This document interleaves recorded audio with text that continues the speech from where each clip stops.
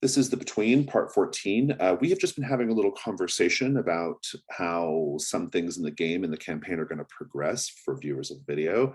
I'm going to kind of summarize those things for you here, just so you know what we're going to be doing as a play group. But something I've been tooling around with is changing the way the child move works. I can't say I've ever been super happy with it, but I am going to, as a result of that, and also kind of how Dr. Tagore's story has played out, I'm making some changes to the child move. It's not quite done yet, but the essential gist of it is if you have all of the body parts for the child, you can choose the outcome on the die rolls. Like you can choose to have the orphan threat come into play, or the orphan playbook come into play, or you can choose the parent-child relationship. And so I have made that available to Brian. And what we discussed is that Dr. Tagore is going to continue on for another session or two, and then become over it with the child and move on and leave the child at Hargrave House. And so the orphan will be in play. So that's what we're going to be doing in the story, just for viewers who are wondering what's going on. We've also been discussing just kind of generally, like, a lot of these characters are reaching the end of their story arc, and the timing is good because we are near the end of this leg of the campaign, the versus Theodora Brathwaite arc of the campaign. And so we're kind of like having a lot of conversations just generally about like, how are we kind of going to see these characters off? How much longer are we going to keep playing them? How's that going to go? Right now, Mr. Gennadios, even though there are no more advancements for Mr. Gennadios, Drew is going to keep playing Mr. Gennadios because there's still a lot of story there to be told. Also, Willoughby still has some advancement to do. And if Mr. Gennadios retires, Willoughby has to retire as well. And Fraser, you're the only player now who's like just completely good to go because you have your new playbook and you're all set. So that's all pretty good. So I think with all of that said, let's go ahead and just do our quick threat recap. We have just one active threat right now, which is the seamstress. And I'll remind you that essentially what happened here, what got your attention, is this academic, Sir Richard Harlow, was found dead, hollowed out, preserved in silver thread. He was going to present some work to the Blue Feather Society. He was convinced that Fae people had infiltrated London, and he had been in a romantic relationship with a woman, Hazel Beaumont, who we now know is the Fae creature in question. And so we do have 3 questions and opportunities here. All of them are different ways of resolving the threat. The simplest ones are, or the safest ones, I should say, have the higher complexity. The more dangerous ones have the lower complexity. We have, how is the creature ensnaring her victims? That's complexity 4. You can resolve it by essentially being used as bait. What is the creature's true name? This is complexity 6, and it gives you power over the creature. And then finally, what does the creature truly want? This is complexity 8, and it allows you to strike a bargain with the creature. Right now, you have 6 clues, which puts you in pretty good shape for the first 2 questions if you wanted to pursue those. A bit of on the back foot if you wanted to strike a bargain with the Fae creature. As far as the hunters go, just a quick condition check-in. It looks like Lord White has drawn to the void. Willoughby has the Sons of Another World and Nauseous. Dr. Tagore has Ghoulish, Solomon's Wisdom, and Drawn to the Void. Mr. Gennadios has Drawn to the Void, and that is that. Drawn to the Void is not going anywhere. Those are permanent conditions. So this is sort of where we are at. Does anybody have any questions or anything they want to bring up before we get going?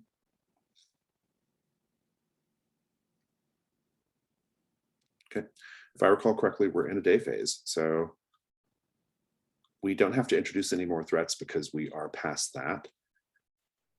Regular scenes commence. So let's go around the table and find out what everybody wants to do. I'm going to start with Lord White. Let's see. the last thing that we did with the seamstress is we not infiltrated, but we went to the store and we found some things. Poked around, yeah. You found like her lair down in the basement. Yeah, with the bodies that were all creepy and stuff. I want to visit I guess a museum or something to figure out what the heck was going on with those bodies. See if there's any historical precedent for what was happening, or if it was just rank unnatural. Yeah, and I like that. It's good. Okay, cool. What about you, Willoughby? I have a brief question. When I took an additional move at the beginning of this game, I took day work. Okay. Now, that allows me to spend the day kind of puttering around Hargrave House, tidying, managing accounts, that sort of thing.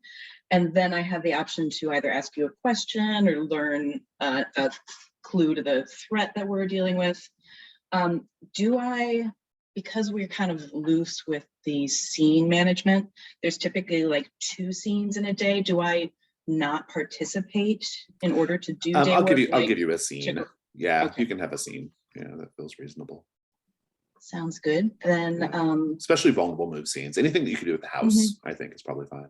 Yeah. Okay. Let's go to so with that in mind, did you have anything in mind you wanted to do, or? I would love to clear a condition, and so then I think a vulnerable move and a day work move is what I would do. Sounds good to me. Mr. Gennadios, I assume you will be looped in for that vulnerable move. What about beyond that?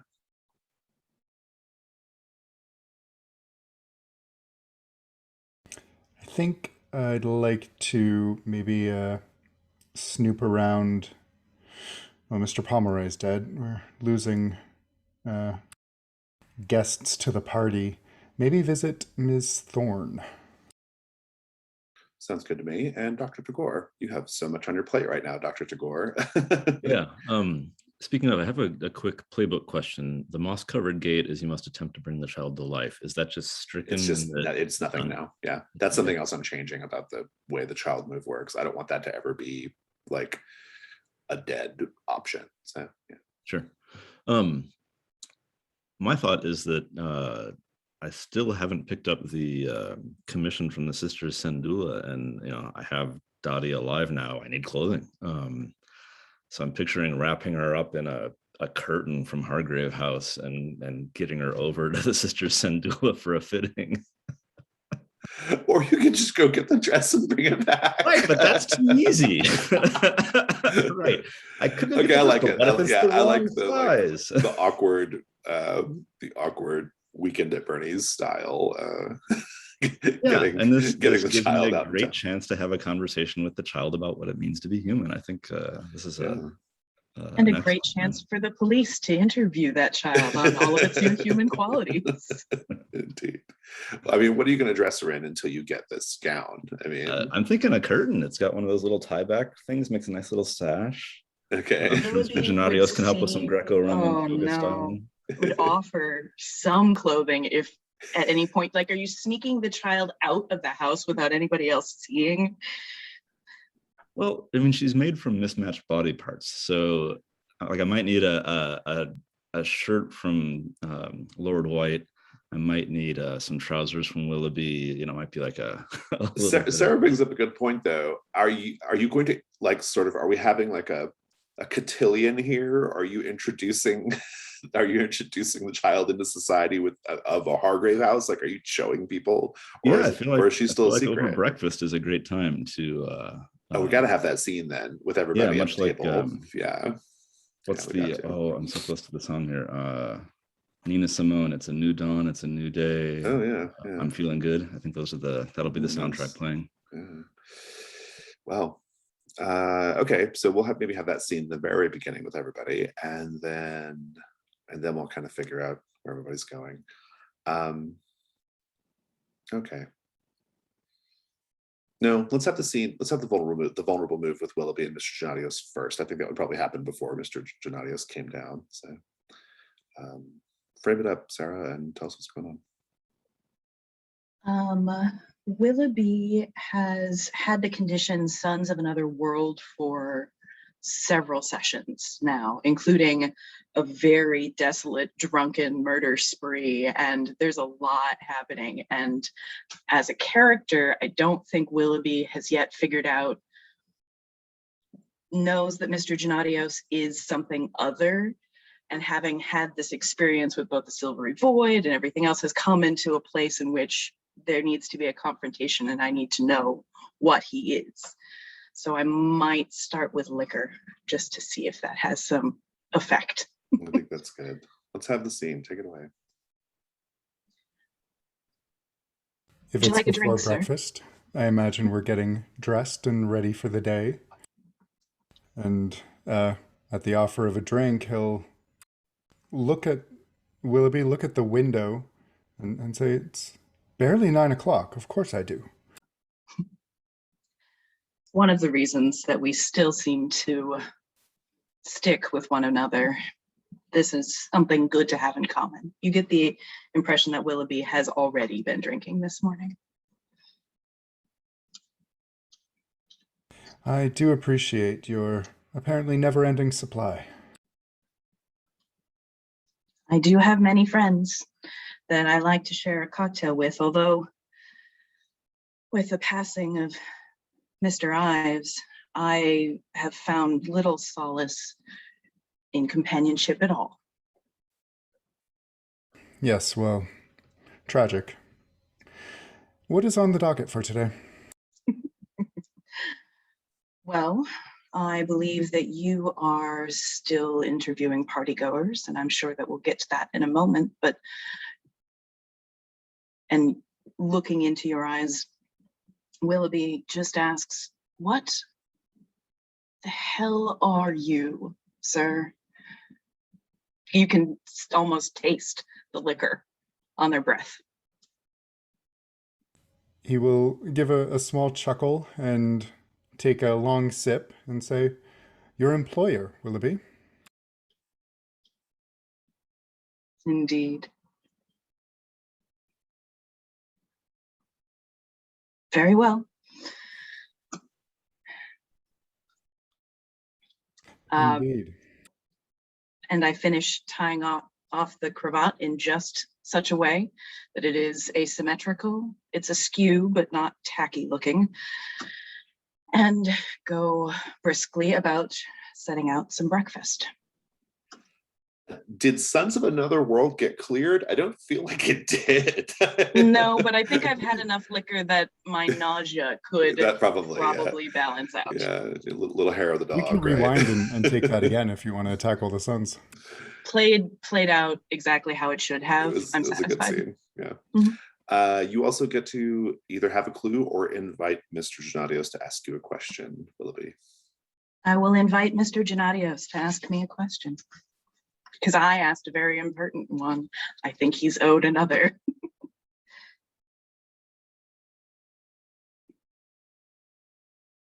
Does it have to be in this moment? Oh, no, I suppose not. But I mean, I think that's the rule Okay. anticipates, but I think it's okay if not. You have many friends, Willoughby, and I appreciate the resources they bring. How do they feel about you and your new occupation? They have no idea what I do for you, sir. Fascinating. Well, what we share is particular, and I don't think it's particularly anybody else's business. I appreciate your discretion. It's one of the other things we have in common, and they just brush out of the room, very just done with that. On to the next thing. Everyone's very prickly this morning. Another prickliness. Good. I really wanted to go into the void as Willoughby. It was a deep, I thought it was going to be this cathartic moment for me, and then they just get back and it's done, and I'm prickly. Let's go to I'm going to frame up the next scene. A sort of group breakfast, right? You don't do this very often, but If it's okay, Dr. Tagore, I would like for you to have requested said breakfast. Sure. Yeah. So I think Lord White and Mr. Gennadios are down at the dining in the dining room, or no, like in a breakfast nook off the kitchen, say, and waiting on Dr. Tagore. Dr. Tagore, I have to imagine getting, remind us the sister's name? Dottie, but it is spelled I imagine it's, D-H-E-I. yeah, I imagine it's difficult getting Dottie down from the crawl space, down the stairs, given that she doesn't know how to walk, really. It's a little bit like a fawn, you know, like kind of finding its legs. Give me that scene first. Like, I want everyone else to hear it, but I only want you to see it. Like, what is this like?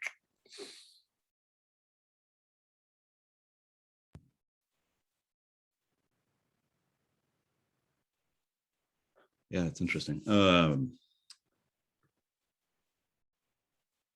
picturing a curious mix of kind of, coaxing, like, come on, you can do this, almost as you would speak to a much younger child. Like, I mean, I'm sure I'm a little older than my sister, or was before she died, but there's now a bit more age gap, and I'm talking almost below that. Not quite sure where her mental state is, and yet also I've handled these body parts independently so often. It's like, this foot should be able to go here, and I know it. And try to, like, sort of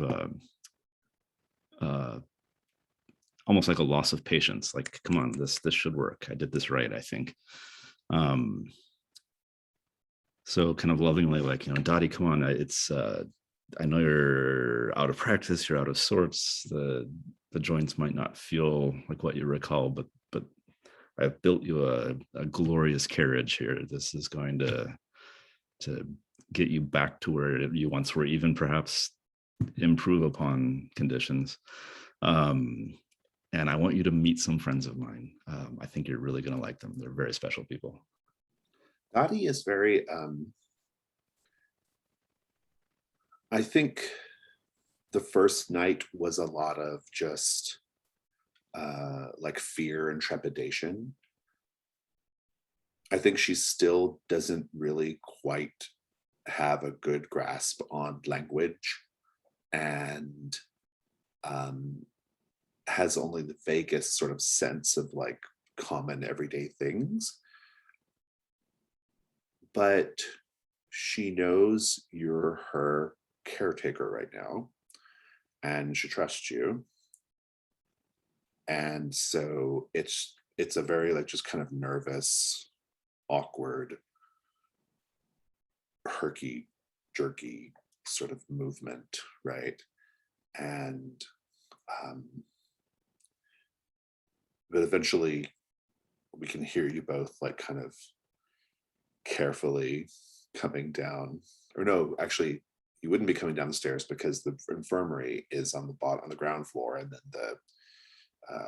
the crawl space is kind of above that. So we kind of hear the noise from the infirmary though, and probably you're making noises like they're like left, right, right, that kind of thing.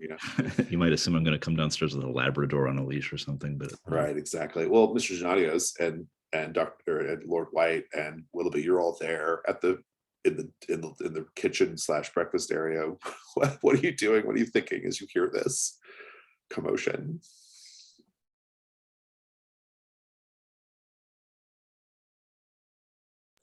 I don't have any idea what's going on, so I suppose I'm just like looking on in amusement for the first little while anyway, until, like, I'm not sure what actually he's coaxing. I might even be expecting like a mouse or something.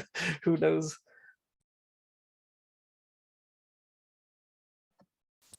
Willoughby is imagining that he somehow brought back the peacock from the Obscura, And somehow that is now his new pet project. Alexander will look up and mutter, perhaps he's found another body, and then go right back to eating breakfast. Very good. And you will then see Dr. Tagore with a woman wrapped in what appears to be a curtain. He saw it in the window and he just had to have it.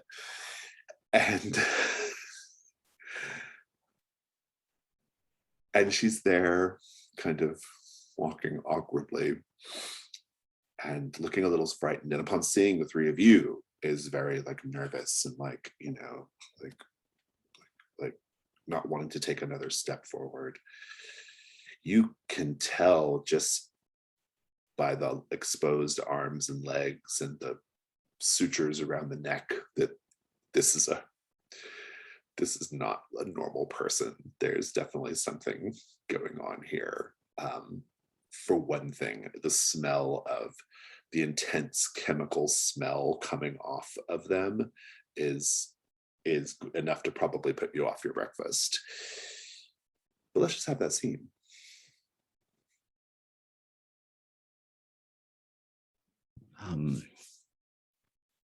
Everyone, it's been my pleasure to live and work at Hargrave House these many months, and I've made some adaptations to my quarters that you may or may not have realized. And this is my sister Dottie.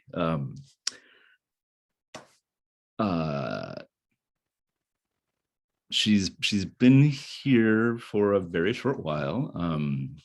We grew up together in Calcutta, and she's recently rejoined us through the miracles of modern science and my own hard effort in the evenings whenever I've not been able to join you on our tasks to keep London safe. I've been working on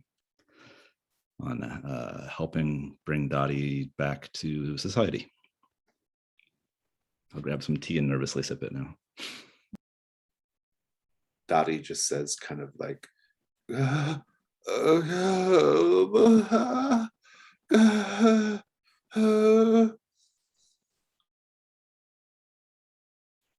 Willoughby moves to make some more coffee and leaves the room.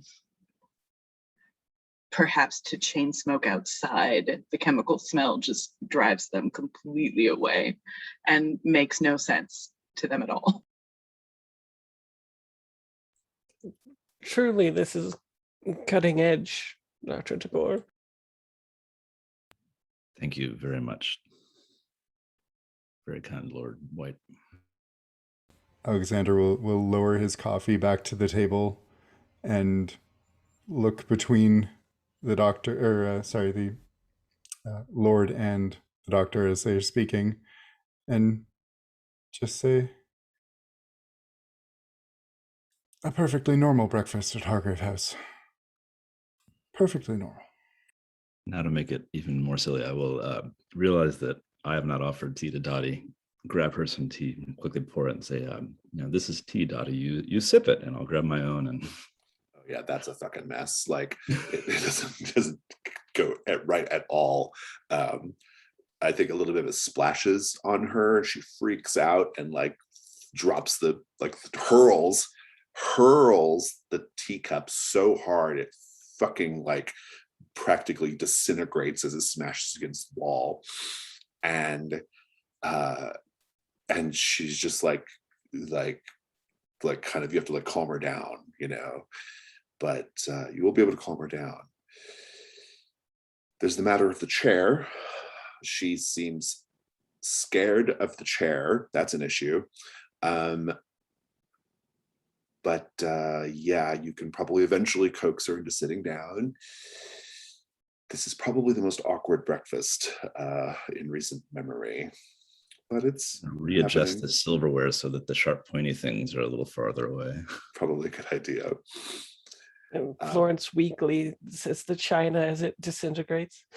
She's incredibly strong as she nervously grips the wood sort of like lip of the table. She's like crushing it to splinters.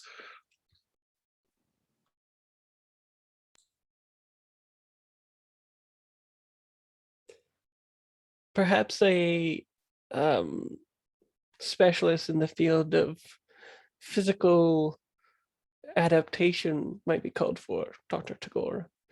People who have been injured often need coaching.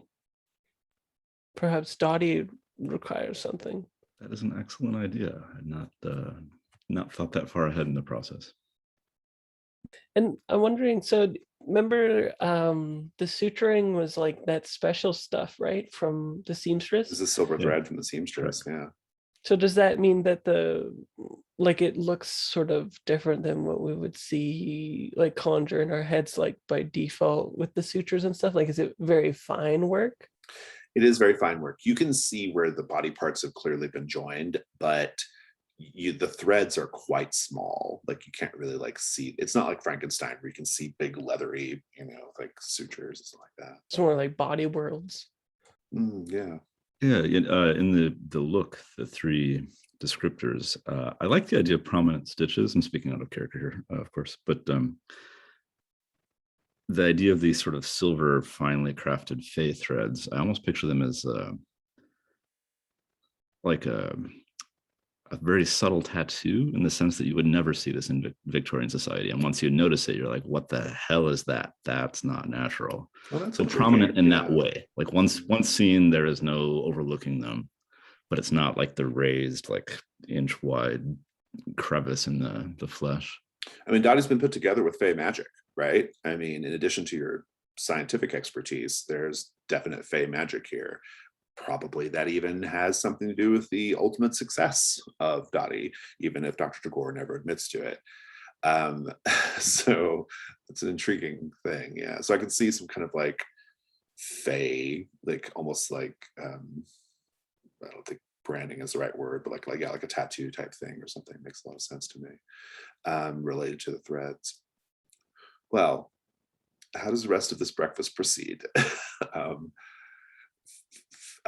Dottie doesn't actually need to eat, but if this is just a thing you teach her to do to keep people comfortable, that will also go very poorly, just like the tea, in all the ways you might imagine.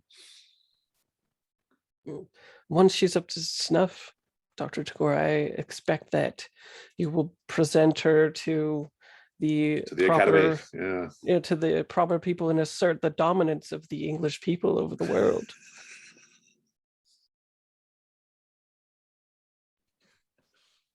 And that my character, who's Bengali and is kind of harboring feelings of Swadeshi nationalism, is like, oh shit, Bengali. What have I done? Yeah, well, indeed. Okay. Willoughby will be clearing and sweeping and such in the backdrop, but I'm taking my leave from the scene also to do a little day work and get some things done. But as soon as they hear shattering china, there's probably something to do about that. Day work might have a lot to do with the fact that Dottie is just kind of like occasionally freaks out and smashes things, right? So yeah. That's how I'm seeing it. Yeah. Mr. Janius, I'm curious because you are sort of like immortal life, and here is like new life and a potential avenue for others to achieve immortality of a sort. How do you feel about this? Disconcerted by that, and also the fact that this was apparently happening in Hargrave House above their heads, and also by the smell. And I think before Willoughby wanders off, I'll say, and Willoughby, perhaps our new guest would appreciate some perfume, eau de toilette. Should we have any available? I think I have several options that might suit the young lady. Yes. Very good. Yes, lady. Dr. Tagore, why is she wearing a curtain? Oh, I don't yet have her garments that I commissioned from the Sisters Sendula. That's a thing I'll need to pick up later this afternoon. Indeed. Um, We'll just stroll there. Perhaps It's not we- that far. perhaps it would be best and very calming for her to stay here, or perhaps we could give you some clothing so others don't gawk and make her feel uncomfortable. I don't know. I thought Dottie should see a little bit of the city. Dottie, what do you think? I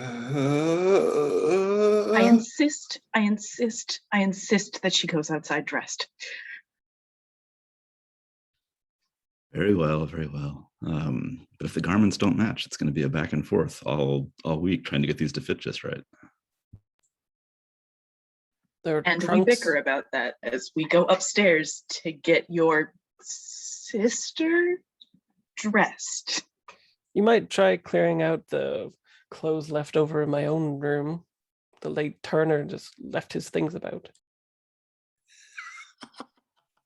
Yeah, I like how Lord White's like, when's someone gonna get all of Mr. Turner's shit out of here?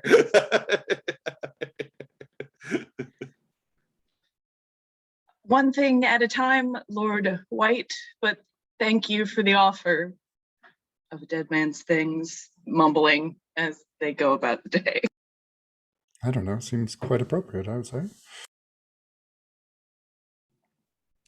Well, let's have another round of day scenes. You'll be doing day work, but we'll get Dr. Tagore and Lord White and Mr. Janios out there doing some investigating.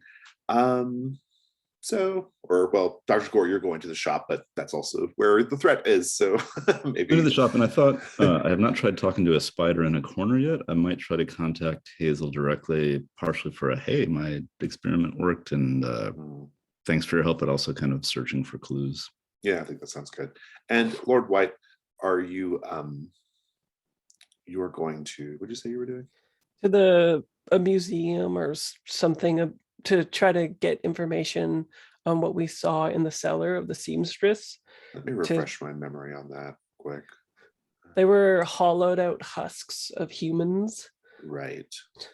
And so I was thinking if there's any other creatures in the natural world or something that might point to discerning specific aspects of the seamstress that we okay, good. So like a something. natural history kind of thing. Yeah. Yeah. And at the same time, maybe I can hire a physician, whatever they're called in these days, for Dottie. yeah, could be. A day at the university sounds good. And Mr. Janadius, you are going to go talk to Miss Thorne. Yes. Let's start with Miss Thorne.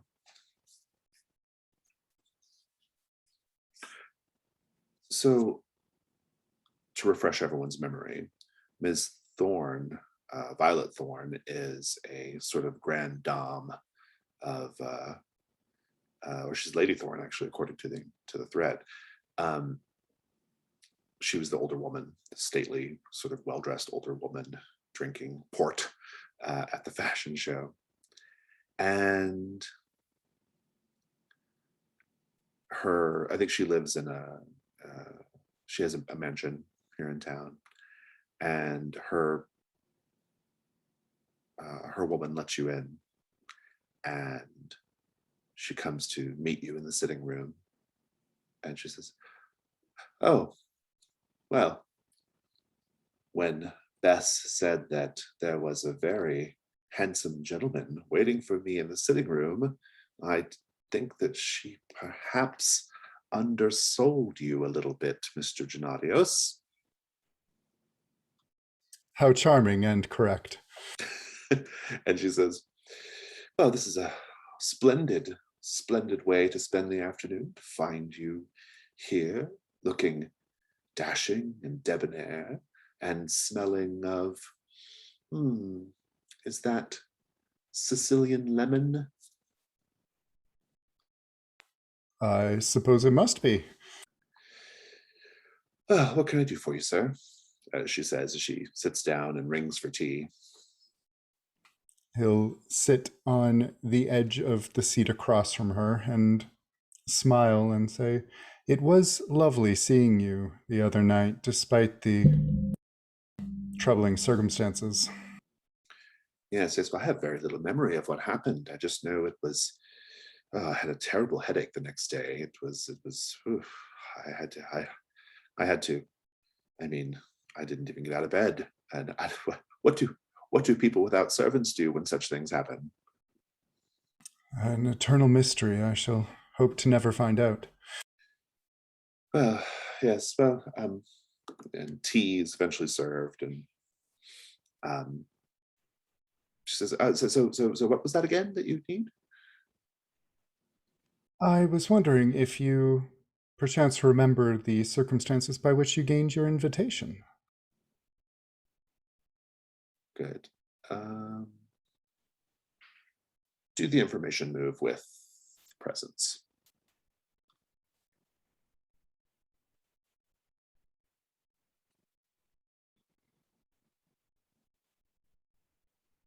That's 10.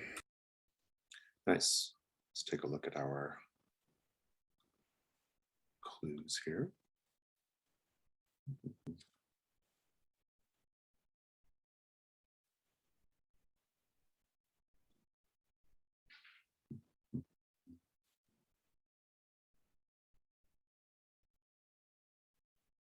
She says, well, it was rather a strange circumstance, and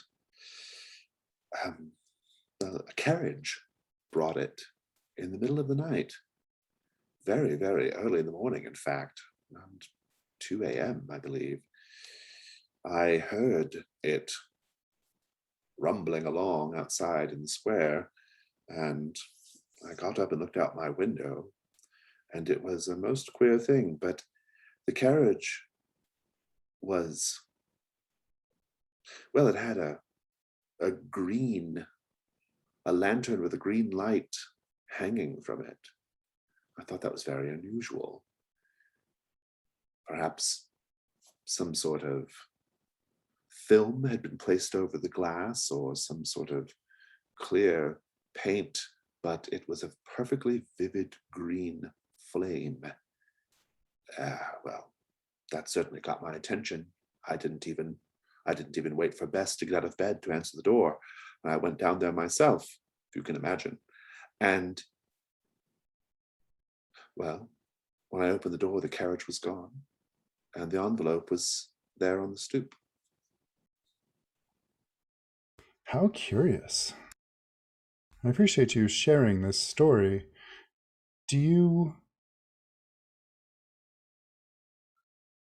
Are you familiar with the others who attended the party? The fashion show, I'm sorry. Oh, well, yes. I mean, I have a sort of passing familiarity with many of the people who attended.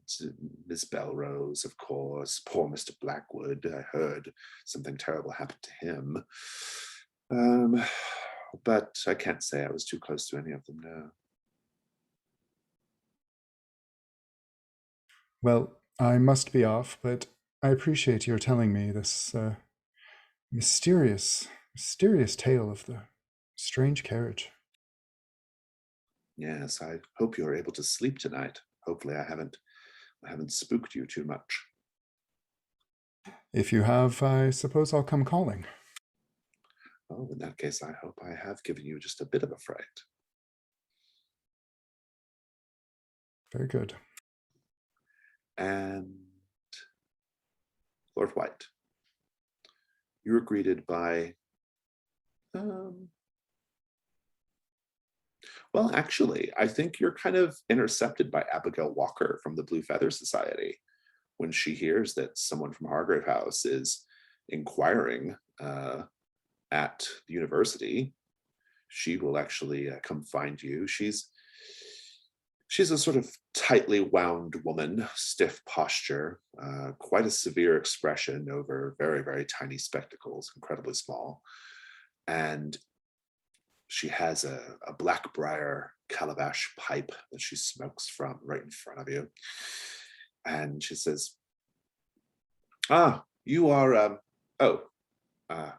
I was told there was going to be a Lord White here from Hargrave House.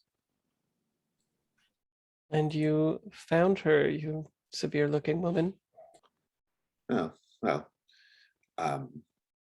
Well, Lord White, I gather you are here inquiring about the matter, the unfortunate matter about Sir Harlow, Sir Richard. Perhaps on the peripheral. Oh, well. Well, I know most people here. I have connections all throughout the university. My work with the Blue Feather Society sort of requires me to have my hands in lots of little pies. Perhaps I can help you with something here. What is the Blue Feather Society again? These are the people who brought this to your attention, basically. They are a society of curious minds exploring the esoteric subjects not normally discussed in formal institutions.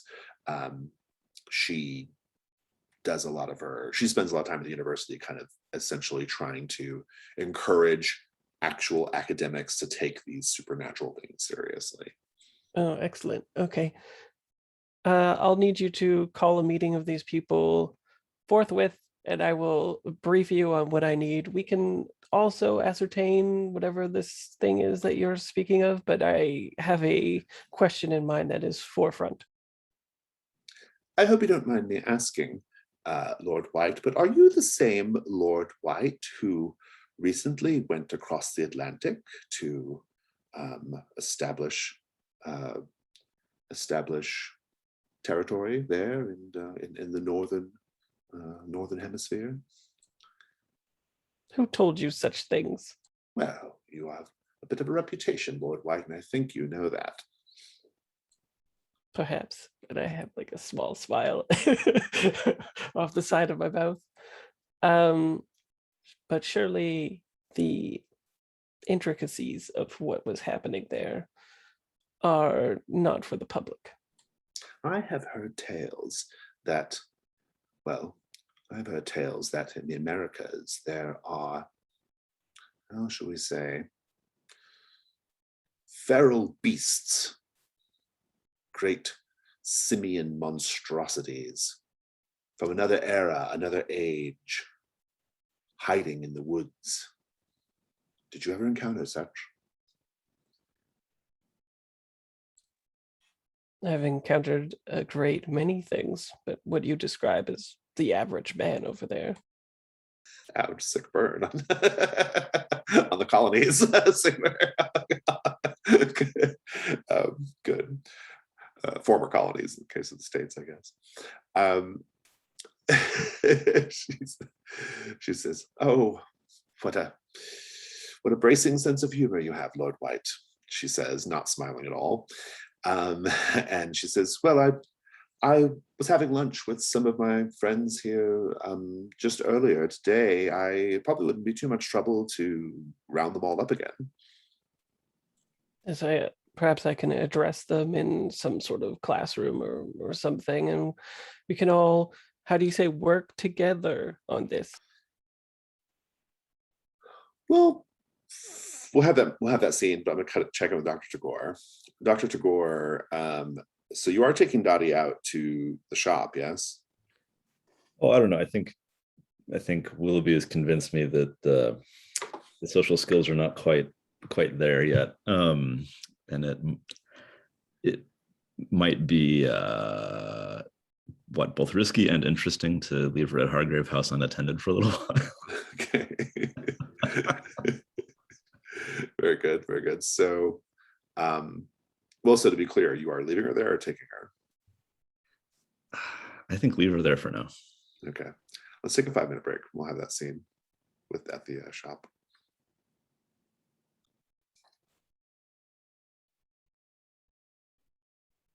Dr. Tagore, you arrive at the shop. It's busy as usual with middle and upper class ladies, mostly, well, a few men as well. Looking at fine fabrics, and Sister Sindula like taking measurements and things, but also like kind of greeting people as they enter the shop. And you'll get their attention right away, Dr. Tagore. And they will both approach you after excusing themselves from the person they were helping. And they'll say simultaneously, Dr. Tagore, are you here to pick up the dress you commissioned? Yes, I am happy to announce that I am ready, that the dress is needed right away, promptly. Look forward to So seeing your handiwork. your sister has arrived from out of town.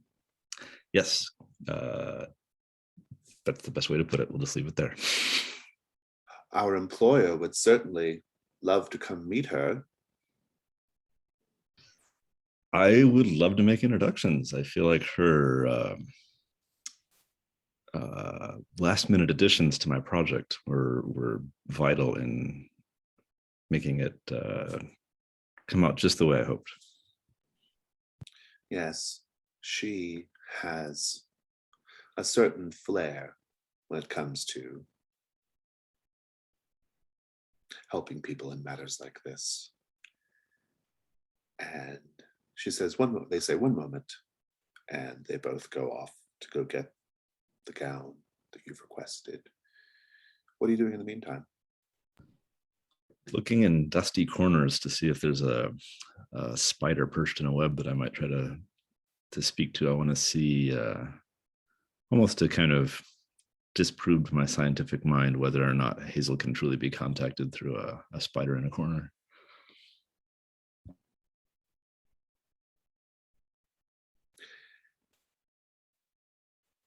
Yeah, so you do.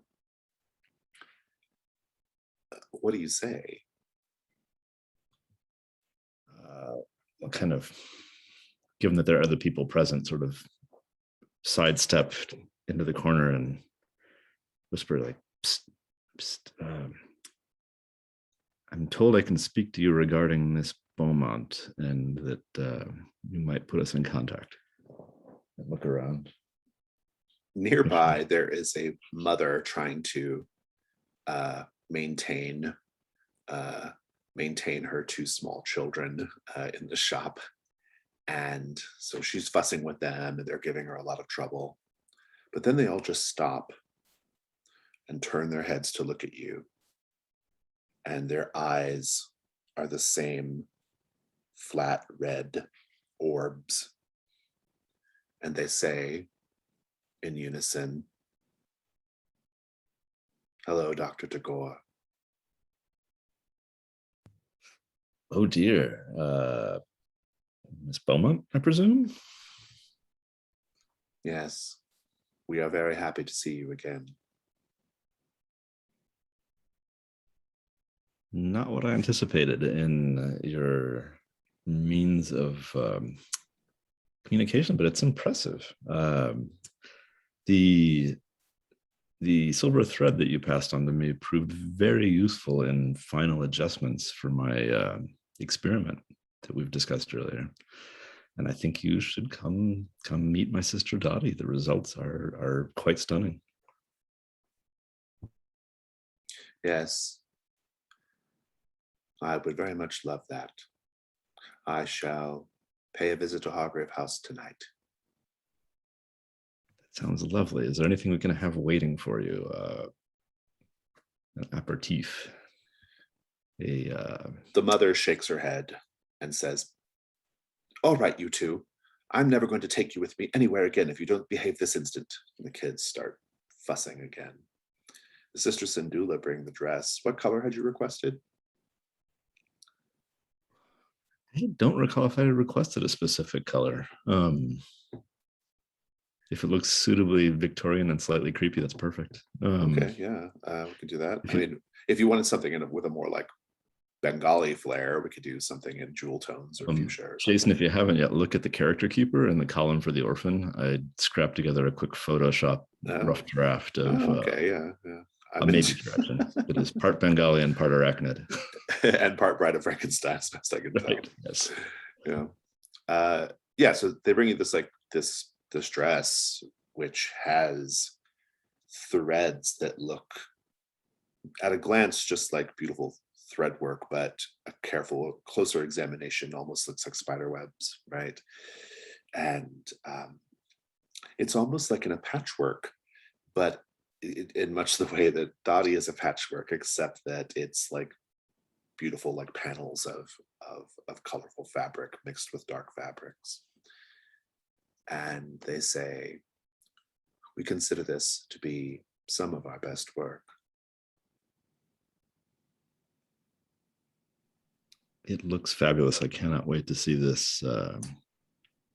I can't wait to see my sister showing this off around the city. I'm happy to, sign off for payments, and if I need any alterations, we'll of course be back. We hope your sister enjoys the dress.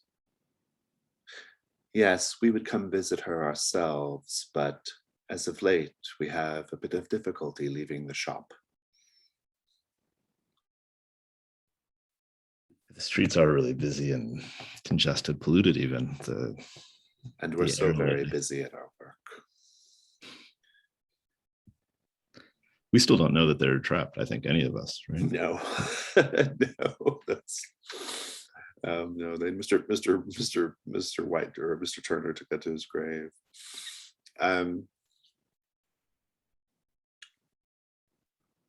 We'll just cut the scene there. I think seems reasonable, and we'll have the last little bit with Lord White. So Lord White, Ms. Walker has gathered together some of her academic friends, some people who are a little more curious about esoteric things, maybe not quite as deep in it as her, but certainly more open-minded than the rest of their colleagues in the academy. What is your presentation about? What are you trying to learn about from them? What's the conversation happening here?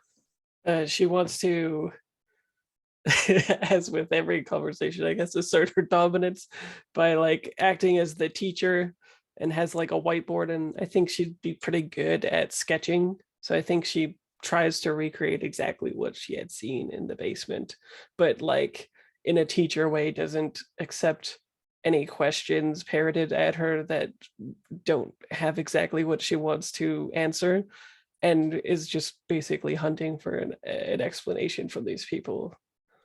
Make the information move with reason.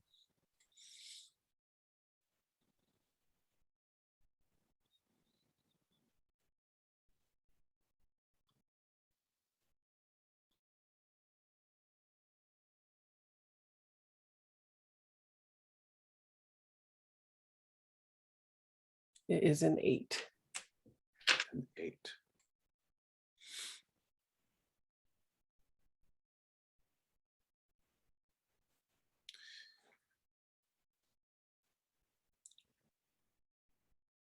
They say, one of them says, there's a lot of back and forth, a lot of discussion, of course.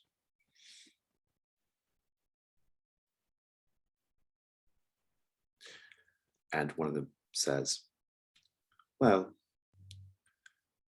of course, the late Sir Richard Harlow had a theory about a sort of fey realm, a realm of other folk who exist in parallel to us. And we certainly didn't get to hear his most recent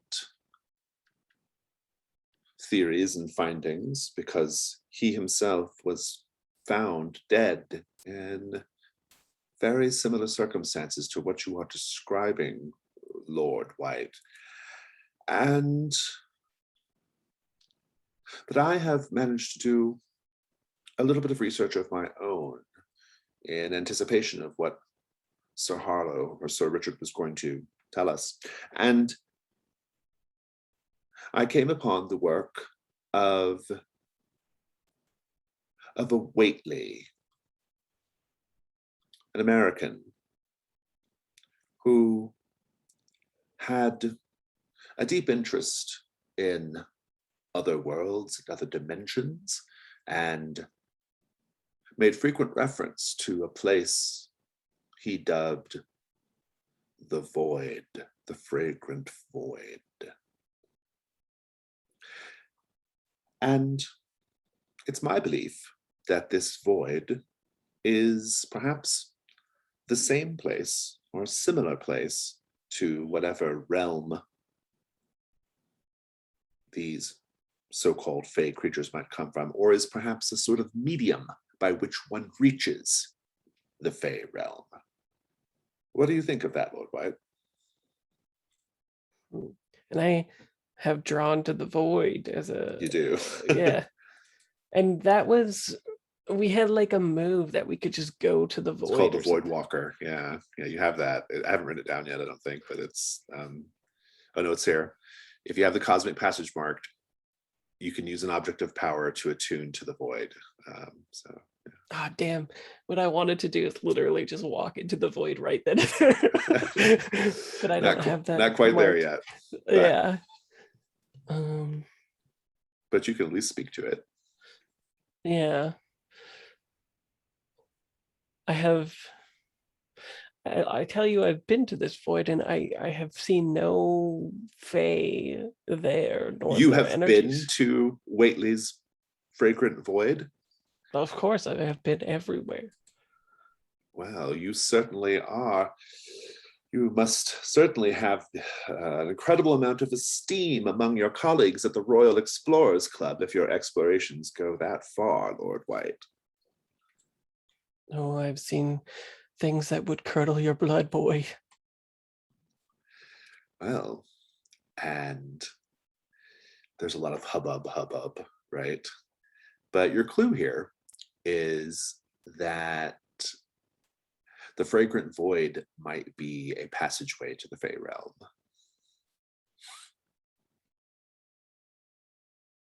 Interesting. Okay. And yeah, it was probably a chalkboard.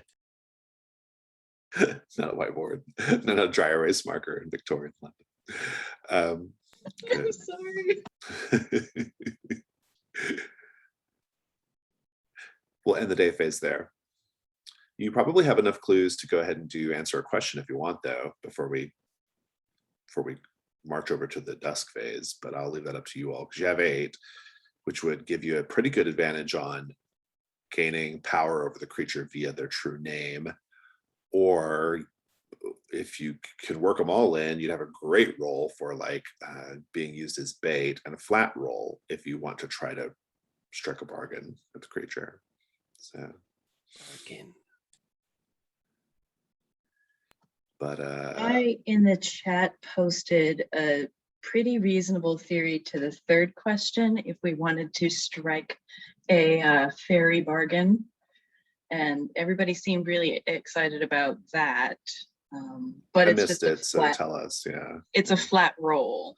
Basically, Willoughby theorizes that most of the clues we have point to the fey creature trying to redominate some of the interior of London town and transition it back into perhaps like an ancestral fey home, like as they remember it from 1,000+ years ago, right? And so that would kind of speak to a lot of the decomposition and the moss and the moonlight, and that would give us a lot to work with to tie stuff in. well, let's work on it. I think that's great if everyone agrees. As a very, sort of, very magicians. so we have a fair amount of clues. Let's just review our clues first. We have a moonlit path. We have a book of fairy tales bound in pale blue leather with commentary and corrections in the margins. We have a mass of moths descending from a skylight. We have red roses growing from the remains of Mr. Blackwood. Iron objects have been covered or mislaid in the apartment of Mr. Pomeroy. We have was the unpaid bill the clue, or I can't remember. Let me take a look at the clue list. I think there was another aspect of that was the actual clue. It was a threat found in the seamstress's workshop, I think. Like a threatening bill, I mean. Oh, the real clue there is the quote on the bill, which is nothing worthwhile is without cost and the price must be paid.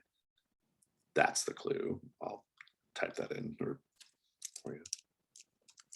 And the price is London town as a doma. Cost and the price must be paid. That's your clue.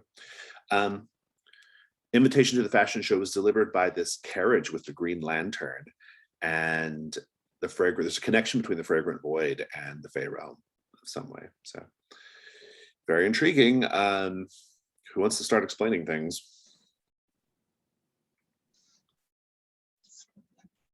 I feel like Sarah gave the broad strokes here. What if the fashion show itself was pulling together people who are descendants of early offenders that fragmented the fairy realm and kind of cohesively created London? So like back in the 10th century or something, there was a Lord Thorn and a Lord Pomeroy who did some bad stuff. Okay, I like that as some extra context. That's pretty good. Yeah, maybe something Lord White learned in her day of academic fiddling about. But yeah, that's interesting. So it would give the what would the green light have fairies to do with motive it? Yeah.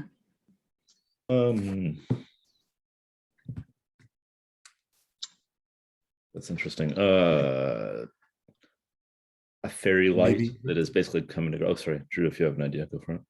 Maybe only people tied to that spell see it as a green light? Oh, so maybe like back in history, some of these people recall seeing the green light. And that's or what just connects them. Because they're a descendant of someone who did it? Yeah. Okay, I'm into this. Okay, so that's one clue. 7 to go.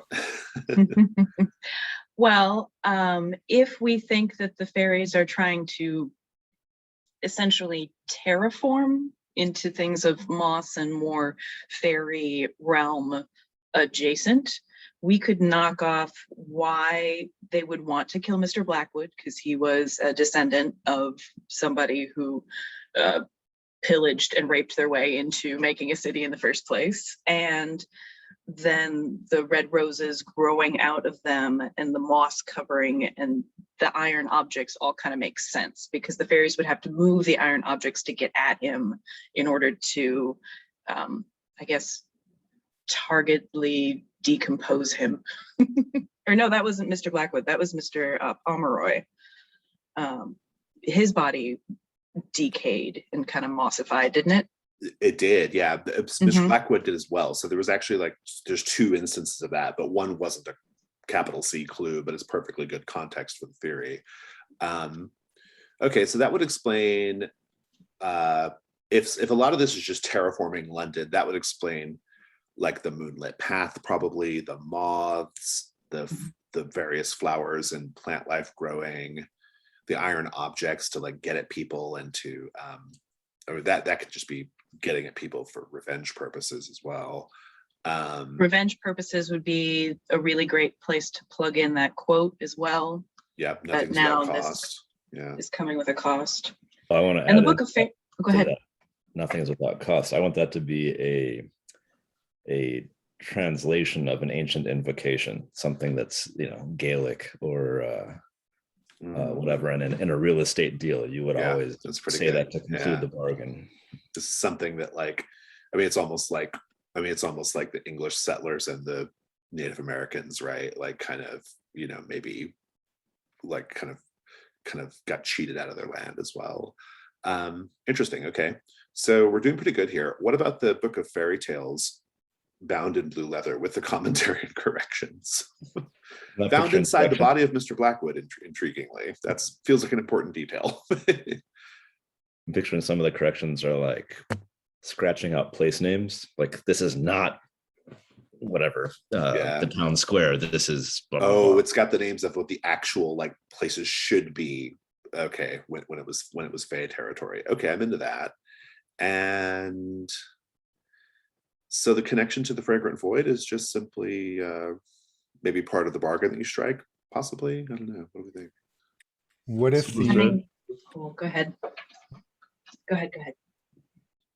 what if the spell moved the fragrant void between us and the Fey realm? Oh, interesting. Hmm. Or shoved the Fey realm to the other side of the fragrant void?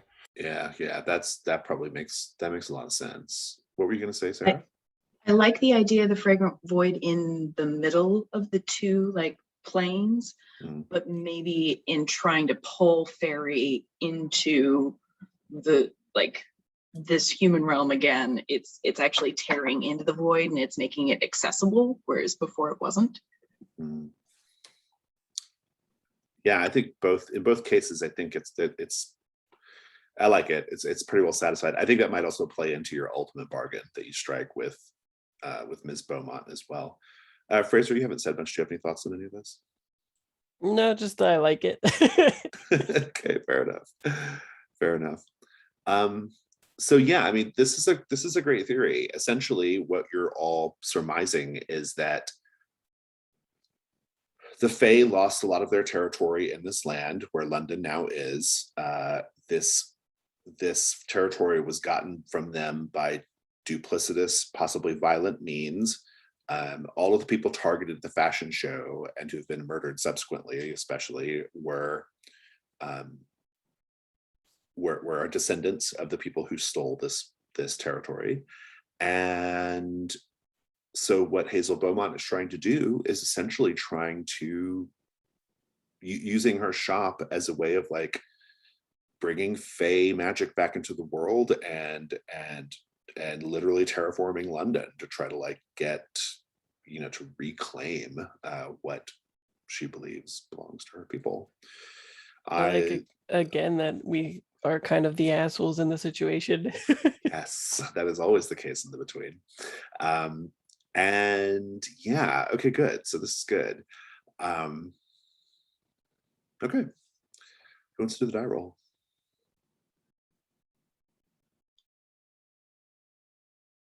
Go ahead, Sarah. I didn't make my dice compete for love today, so just a moment. Okay, these guys. And just 2? No, it's a flat roll. Flat roll, yeah. Okay. 9. It will work. You will be able, the opportunity is unlocked. We'll read the specific opportunity here just so we know we're doing it right. From the text of the threat, it says, resolve the threat by striking a bargain with the creature in accordance with ancient Fae customs. Ask the hunters what it is or choose from the following. So there's some options here. The hunters declare who is under their protection, even suggesting alternative targets, and allow the seamstress to continue her work. The hunters establish a Fae embassy, helping them to integrate with human society. The creature will not kill other humans so long as she is not threatened. The hunters assist the creature in a ritual that opens a passage back to the Fae realm. She will depart as long as one of the group goes with her. That would epilogue the character. So interesting. Those are just ideas, though, for things, the way you can kind of like come about the bargain that you strike with Hazel Beaumont. In any case, it's a 9, which means there will be some complications related to the bargain. And I think the way I'm going to interpret that is she's going to strike a really hard bargain. There will be the price must be paid. So unless we want to all Mark Janus bump it up. Mask. Yeah. You can all Mark Janus Mask. Is there a mask for this one that we haven't invoked There yet? is the Mask of Glamour. Or no, you've done that one. That's where you peered through another world. Yeah, you've done that one. Because then I could mark the cosmic passage and go to the void whenever I want. But you can, if everyone wants to mark Janus Mask, this would be a straightforward negotiation, but it's up to you.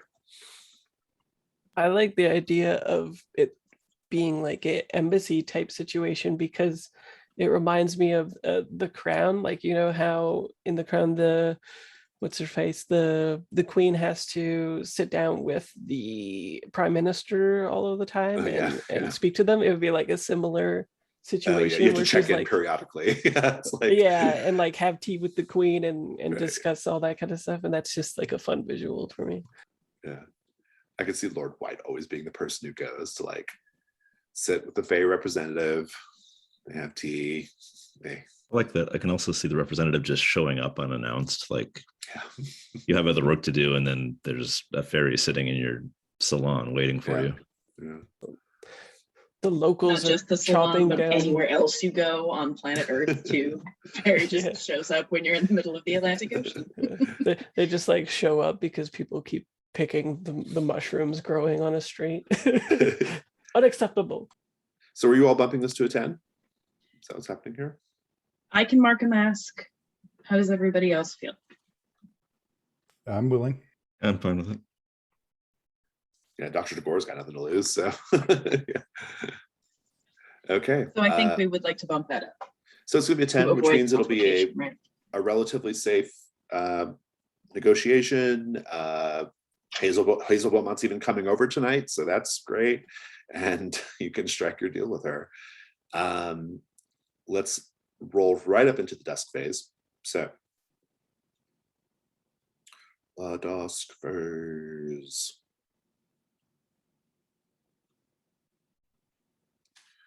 Playbook moves. Let's do day work. What's happening on day work, Willoughby? So I can either essentially gain an item that I found in the house and give it to another hunter, or I can learn something interesting about an active threat. That's If I ask you a Yeah. question, you can answer it in the form of a clue or an answer. Yeah. So yeah. since we've already asked, I'll just answer. Yeah. okay.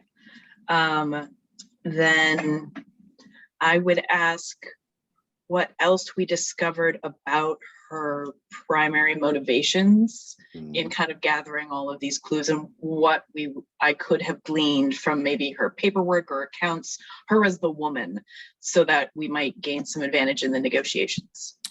Yeah. Hazel, here's what you discovered. Hargrave House has been aware of Hazel Beaumont for a long, long time.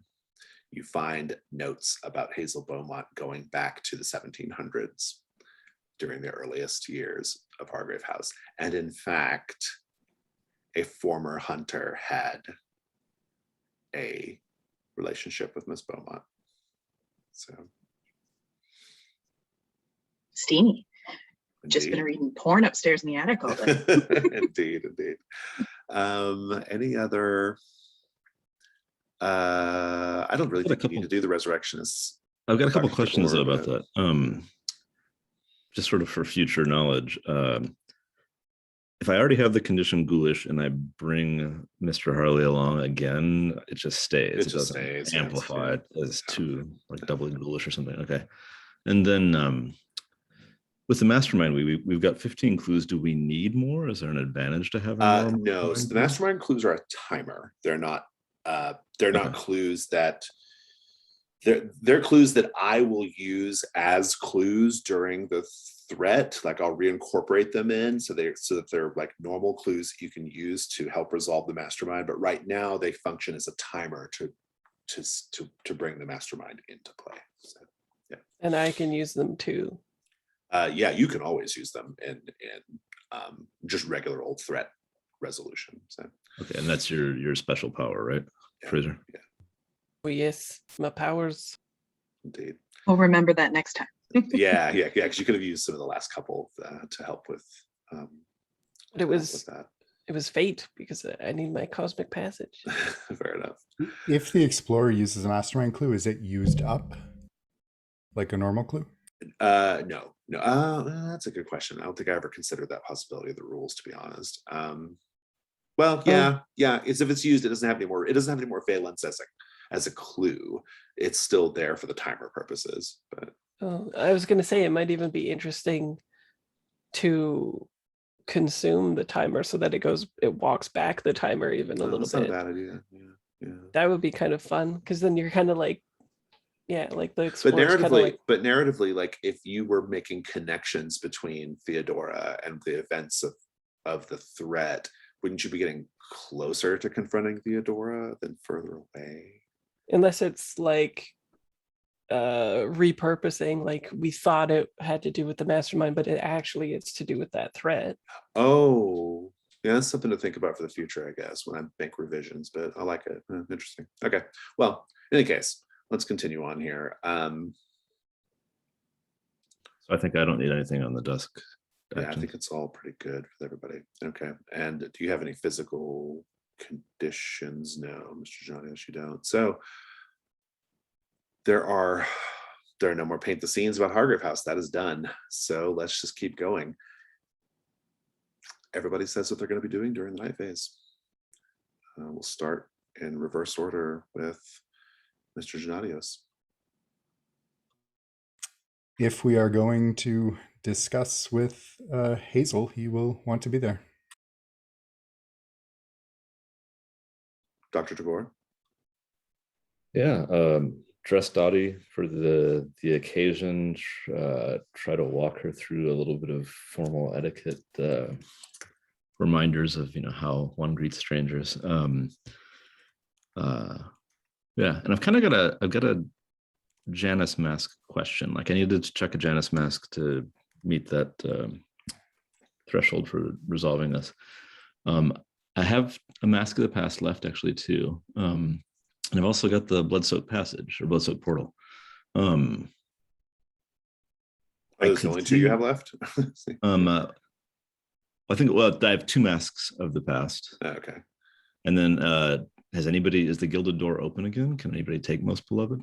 Yeah, someone can take the Gilded Door. Right, but I already have 3 conditions, so if I took that, I'm yeah, it's kind of a it's a cascading waterfall of problems. But here's sort of the question: is in preserving the character, Mask of the Past is the only choice really that I have. Yes. I could see narratively that it could play out in the night phase, where with Dr. Tagore working with Hazel a little bit in the past, there might be a reason to exit with her. Oh, okay, we can do that. But I don't know, and so I guess for the moment I'm checking that Mask of the Past, but I could see where it could go towards an end for this character. Maybe I think that'd be fun. Yeah, really fun. Okay, well, so let's continue on. Willoughby, are you sticking around house as well, or doing something else? Yes, Willoughby would have, through the day work phase, been running the oven in a bunch of petit four little fires to make a bunch of tiny cakes and very fair for the occasion. I love it. I want this to go well. And Lord White. Yeah, I think I would just stick around. Sounds good. And Janus Mask prompts. Whoever has one, take it away.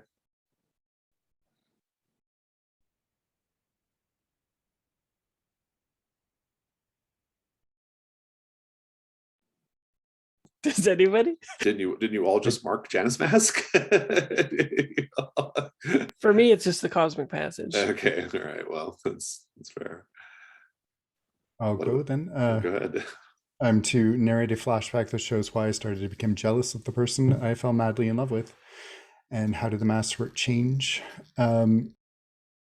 After being captured by Hargrave House, Alexander talked his way into sticking around and not being immediately taken to Scotland Yard, and kind of insinuated himself into the hunters there. And he fell deeper and deeper in love with the hunter that stabbed him. But he could see that the hunter's priority was always Hargrave House and never him. And that resentment grew, and the masterwork, its hands clenched into fists, and they still are clenched, and the muscles in the arms are taut. Nice. Willoughby, I marked the Gilded Door. So at this point, I tell my employer to take the following condition, Most Beloved. Oh. In what I hope is a very touching moment, but probably isn't. Do you want that scene?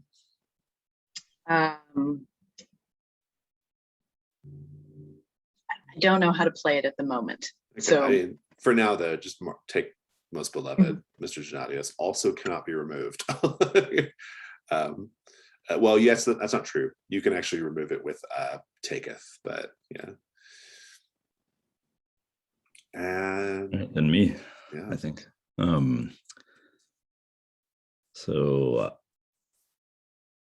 as I'm helping dress Dottie here in the glamorous gown made by the Sister Sandula, I'm remembering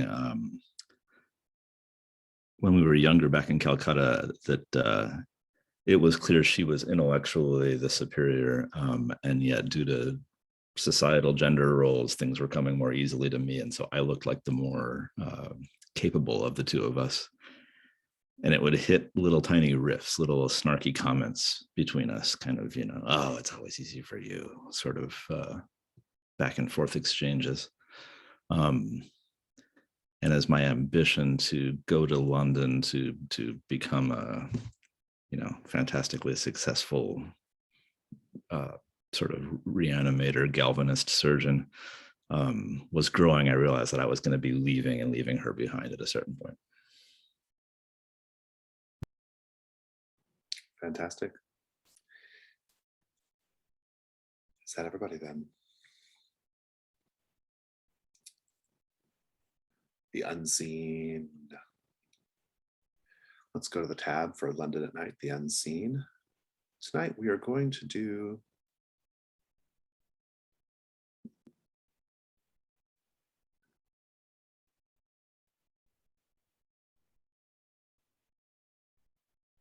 I've done so many of them already. Perched in the Rookery. This is on the fourth row, the first one on the fourth row. Decrepit tenements lean against one another like drunks, broken windows covered by rotting boards and old newspapers decrying the moral decline of the city.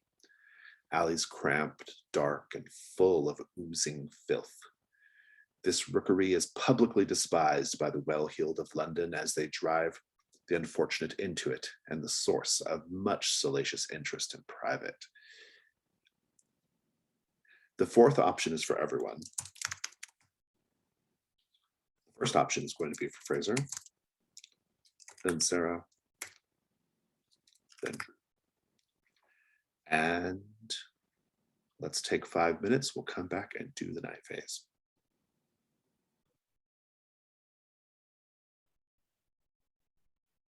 The Rookery. Fraser, a squad of peelers come in mob-handed to drag off a bunch of the usual suspects for a robbery charge. What do we see of those who get picked up in the raid? What do the peelers use to justify their brutality? I think they're wearing fake jewelry, and it's on a jewelry charge. Like someone has robbed a jeweler of some kind, and they're adorned with like plastic jewelry and things like that are just like things that teenagers would wear, and the peelers take that as a good enough. Very good. The night phase. Willoughby, there's a ring at the door. Ding, ding, ding, ding, ding, ding. I go and I answer the door. Good evening, Hargrave House. Well, when you open the door, Mm. you just see the carriage. The carriage is there. There are no horses, but there is a hunched over old man, but very small, hunched over man who appears to be the driver of the carriage, though you don't see any horses. And the passenger door opens up and you see Hazel Beaumont step out. And she's, as I previously described her, a lovely woman, but covered up by layers and layers of fabric and clothing. And she says, I'm here to see Dr. Tagore and his sister. who I gather is visiting from out of town. Out of town. That's lovely. Yes, of course, we're expecting you. Miss Beaumont, right this way. Thank you. She comes in. Where are the rest of you? We're in the ritual chamber. Come hither. Just kidding.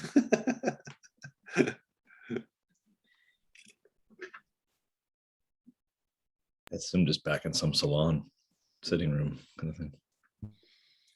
Sounds good. Is everyone just waiting in a salon for Ms. Beaumont? Well, I'm nervously working over minor bits of etiquette with Dottie. Yes. very Maybe good. maybe she'd feel more comfortable in the conservatory though. Or the Cool. gardens. Gonna play some music. Why not? Well, it's the greenhouse type conservatory with the glass. Oh, sorry, I was thinking music. Yeah, can- no, yeah. I can- There is I a can- music room, Music room. but yeah, there is a music Well, I room. can probably wheel in a piano and get something going for you. I think I was picturing more like Young Frankenstein, and that Lord White would be on violin or something. You can play whatever you want. I'm well learned. All right, sure, we'll do the conservatory. I like that. Good image. Okay, so everyone's in the conservatory, and she says, "Oh, here among all the plants which are, hold on."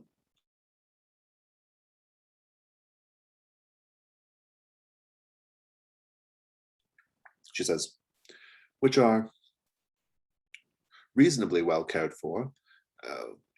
Willoughby, I would be happy to share you some of the plant tending techniques of my people.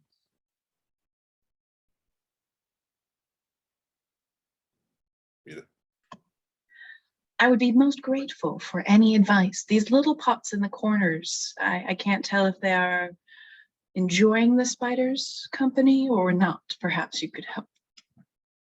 she walks over, passes her hand over them, and they grow lush Oh, yes, of and course. rapidly. Yes, delightful. Willoughby's just And- on best manners, doing tiny cakes and drink patrol. Mr. Gennadios, you've made quite an impression on Dame Thorne. Indeed, I tend to do that. Yes, well, it's a real shame she's going to have to die before the end of all this. Well, it happens.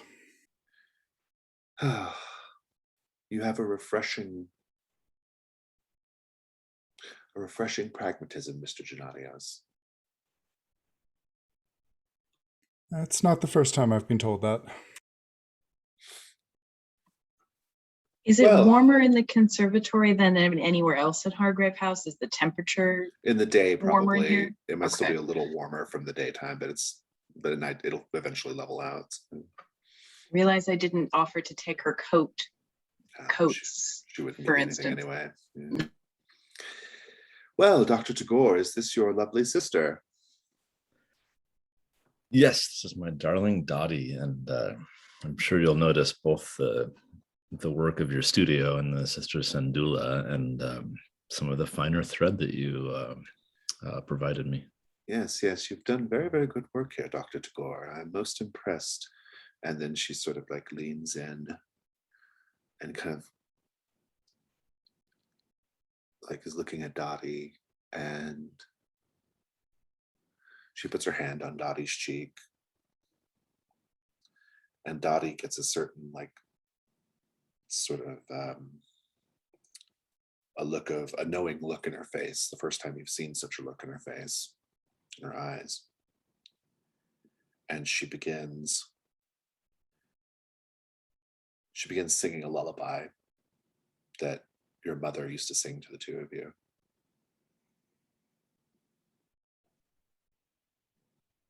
She says, "You've done remarkable work. This is a fantastic expression of creativity and, well, even Dottie herself is practically burning with creative energy. She is almost a locus of creation. Her mere existence portends something in this world.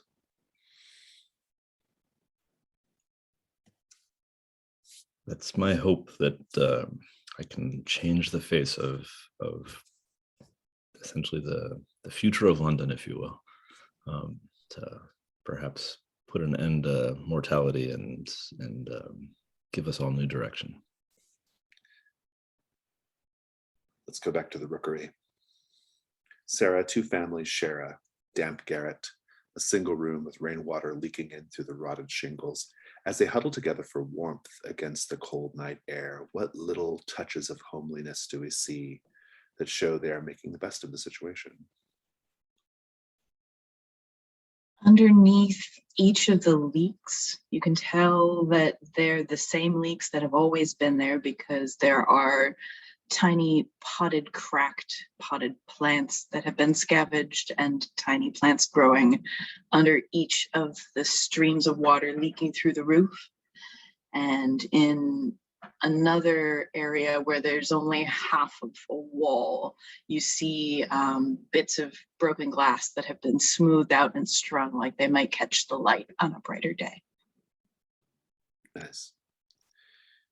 Miss Beaumont says to Lord White, "So, Lord White, I gather this is not just a social call, that you and Hargrave House have a proposition for me." You are correct in that. We had contemplated other ends for you, but we have come to something that I think will be pleasing for the both of us.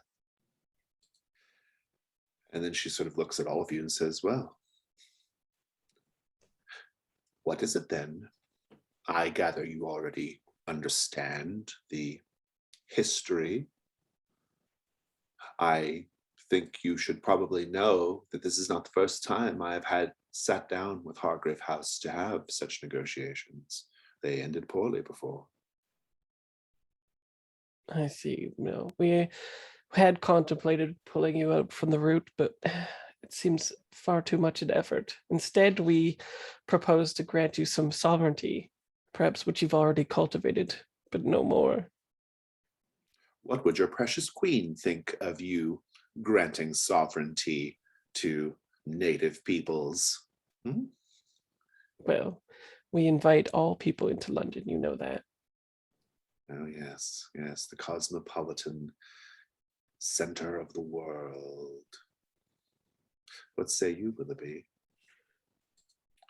I think everyone should speak in these matters. I myself am compelled to grant you what you want, because I am hoping that we may negotiate a fair turn in which you might give me what I want. And having read the documentation from the only 2 survivors of your last Hargrave negotiations, I do wish to stress upon you that there are tiny cakes, and we would very much like to come to terms. She takes one of the tiny cakes and eats it. And she says, "It's a bit sweet for me,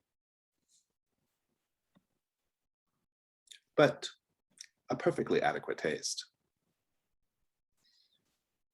Now, you have been working quite diligently through the sisters, as well as through your own magics, to restore your bits of London to a more natural state. And in doing so, have opened up the possibility that you can travel through realms and perhaps grant that to somebody else who might also wish to venture forth and see what other planes are available to them. I see, I see. You want to go to the Fey realm, the realm of my people. I would consider stopping by, of course. But recently I have seen the explorers I tend to escape the earthly tether of gravity altogether into a void that was quite smelly. My understanding was it had some sort of odor, odoriferous. I don't recall what it is, and apparently this is part of what you're doing as well. Hoping you might be able to contribute something that I could see something else, something new. Yes, that can be done. That can be done, certainly. Then Let's I have see. no quarrel with you taking whatever you like of this London town.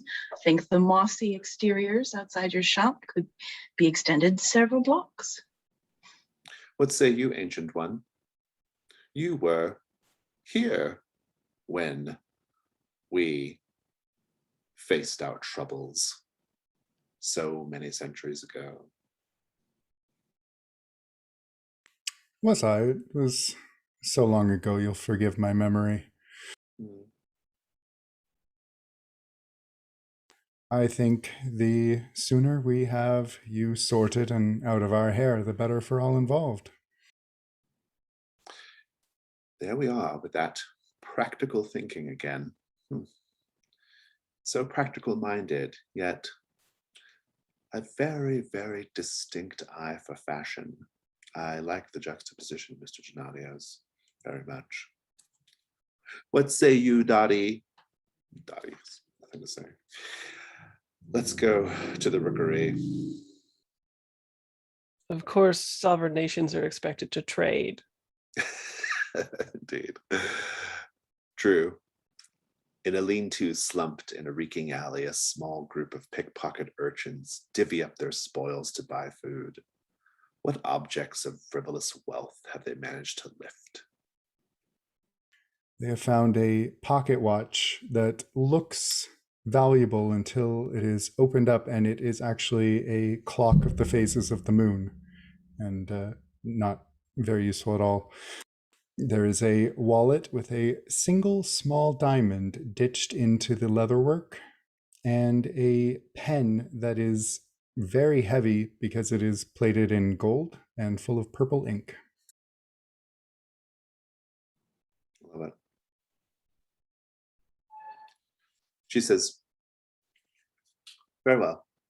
You will let me reclaim parts of the city for the Fae Court, and I will agree to cease murdering the descendants of those who committed the acts of aggression so many centuries ago, which feel like yesterday to me.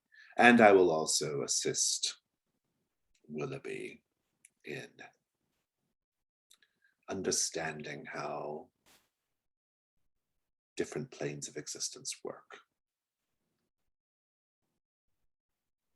Anything else? Of course, trade is to be expected between friends. Yes, I'm a fantastic dressmaker.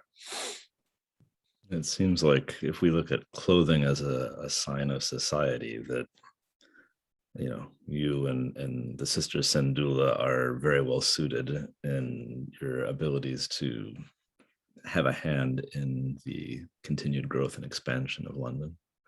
I have one request, one addendum. The sisters Sendula are currently incapable of leaving the boundaries of our shop. It has to do with some sort of hex that the late Mr. Turner placed upon them. Could I entreat Hargrave House to try to reverse Mr. Turner's magic? Ooh, out of character, Brian, that might be a fun old bones thing to do. Ooh, I love it. Yes. I think But I also Alexander. I also think Hargrave House should take like several weeks and or months to research before we allow them to roam. And this is out of character. Yeah. I'll offer up. Yeah, I I wasn't close to Mr. Turner, but I think there might be some means that I have to contact him. That perhaps with your help, we might be able to find out a little more of his role and how to reverse that. Very well then. I agree to the terms. The terms are set. Now, Fey agreements are binding in the most, well, in every way you can interpret that word. I will require a representative from Hargrave House, who is also acting in the interests of your queen, to sign the contract. Who among you will that be? If any of us are close to the queen, it must be me. She says, very well, Lord White. You will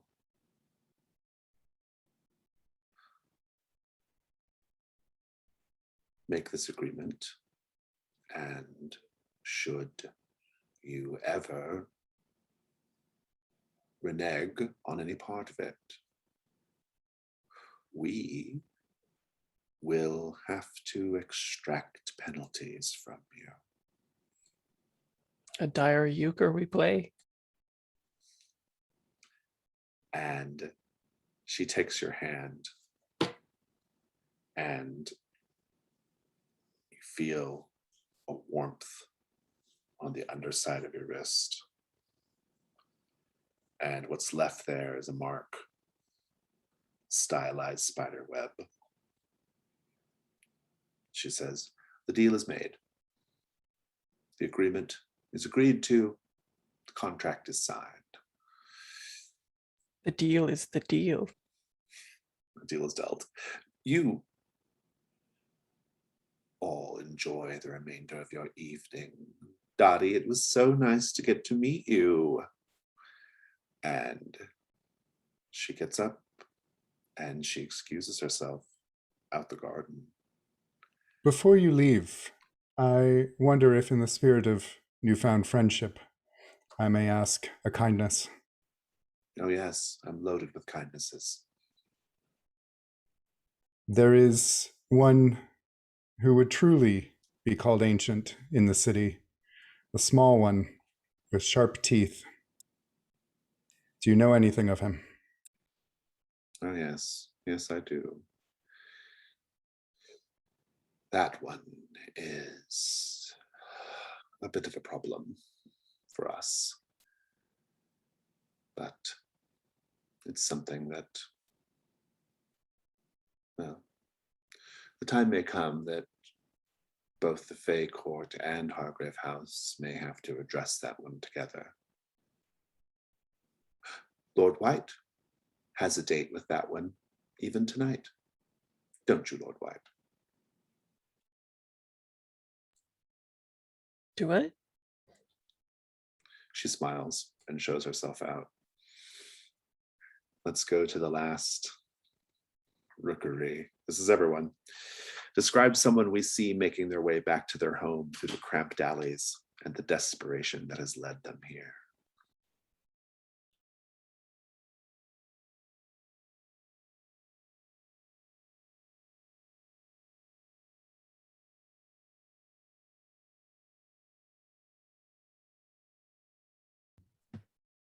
There's a, oh, go on. No, you go ahead. There's a wizened old rag picker who is, hunched over with this bundle of cloth in various states of disrepair. But looking at her own garments, you can see that that was at least at one time a quite skilled seamstress and sewed her own garments. But as arthritis kicks in, eyesight fails as her body ages. Her ability to just fashion garments for others has declined to the point that she's reduced to just by texture and sense of feel, gather up garments and try and sell them to make a living.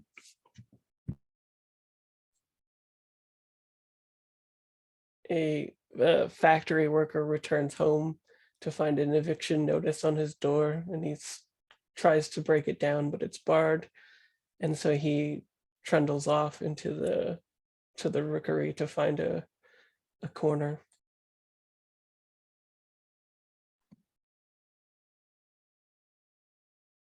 There's a small lean-to not far from where the urchins were huddled, and in it we see Mr. Harold Beale of St. James's Street, who has been tossed out of his house after trying to con one too many people.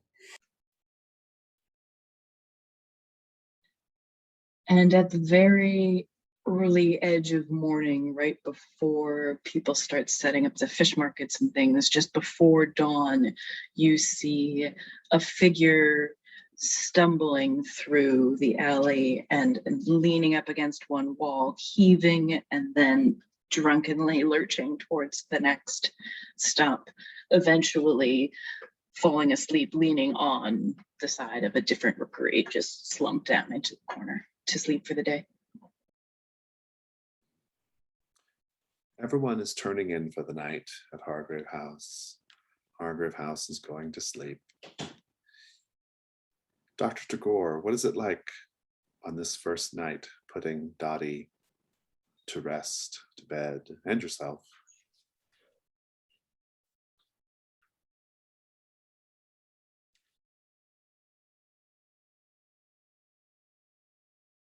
There's what I guess a sort of a make-do sense of needing different bedding now that now there needs to be a sheet and a pillow and something soft to lay on. So I've kind of created a little makeshift bed for her. I think still in the laboratory, the assembly room, whatever you want to call it, our little crawl space. And I'm in my rather pristine bedroom, sort of just above, giving out a call out like, "Good night, Dottie," trying to be pleasant and comforting, but not quite doing it right. Dottie might, I don't know how Dottie replies. I'll let you handle that. It'd be funny if she doesn't even sleep. Her eyes are just like bolt awake. I think she sings the lullaby. Yeah. Oh, that's lovely. Yeah. Willoughby, what do you have to do to put Mr. Gennadios to bed? The undoing of everything I did at the beginning of the day. So essentially starting with the cravat and then moving to the jacket and vest and such. Slowly undress him and have laid out the silk night shirt and such.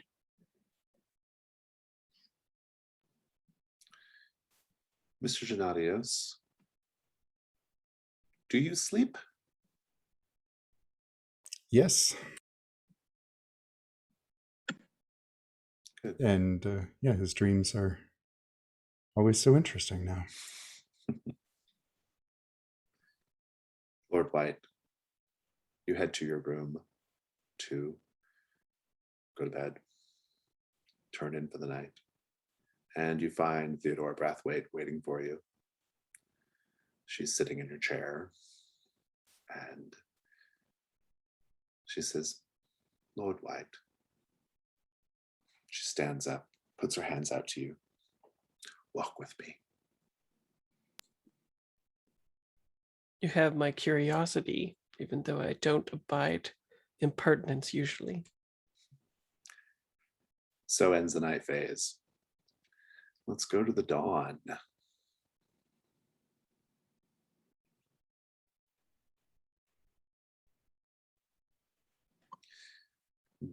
Oh, rewards. We get rewards.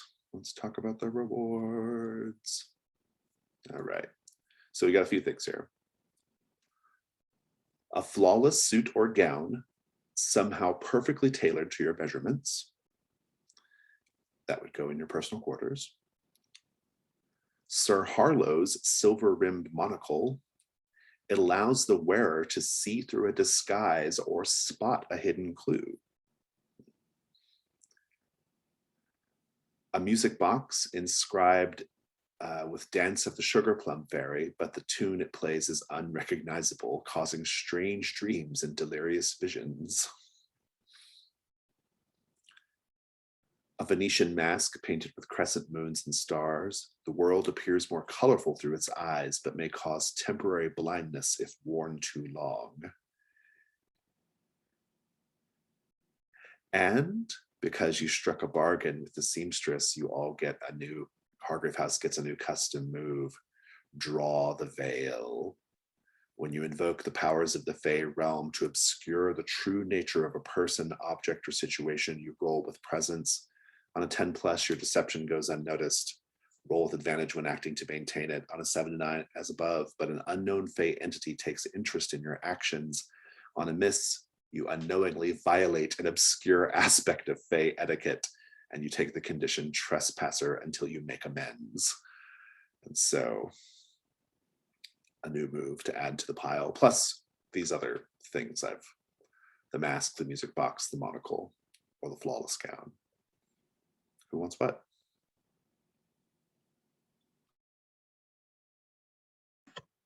Very excited about that monocle. I think it would be a great accessory addition to what I already have going on.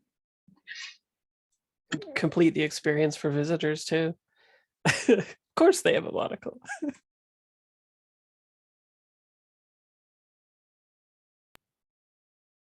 think Alexander would love having a Fey suit to add to his closet. Add it to your personal quarters. Dr. Tagore, would you like the mask that allows you to, that causes the world to appear more colorful, or the music box, which plays a strange dream vision-inducing music? I feel more inclined to the music box, I think. How do you feel, Fraser? Yeah, I'd be fine with that.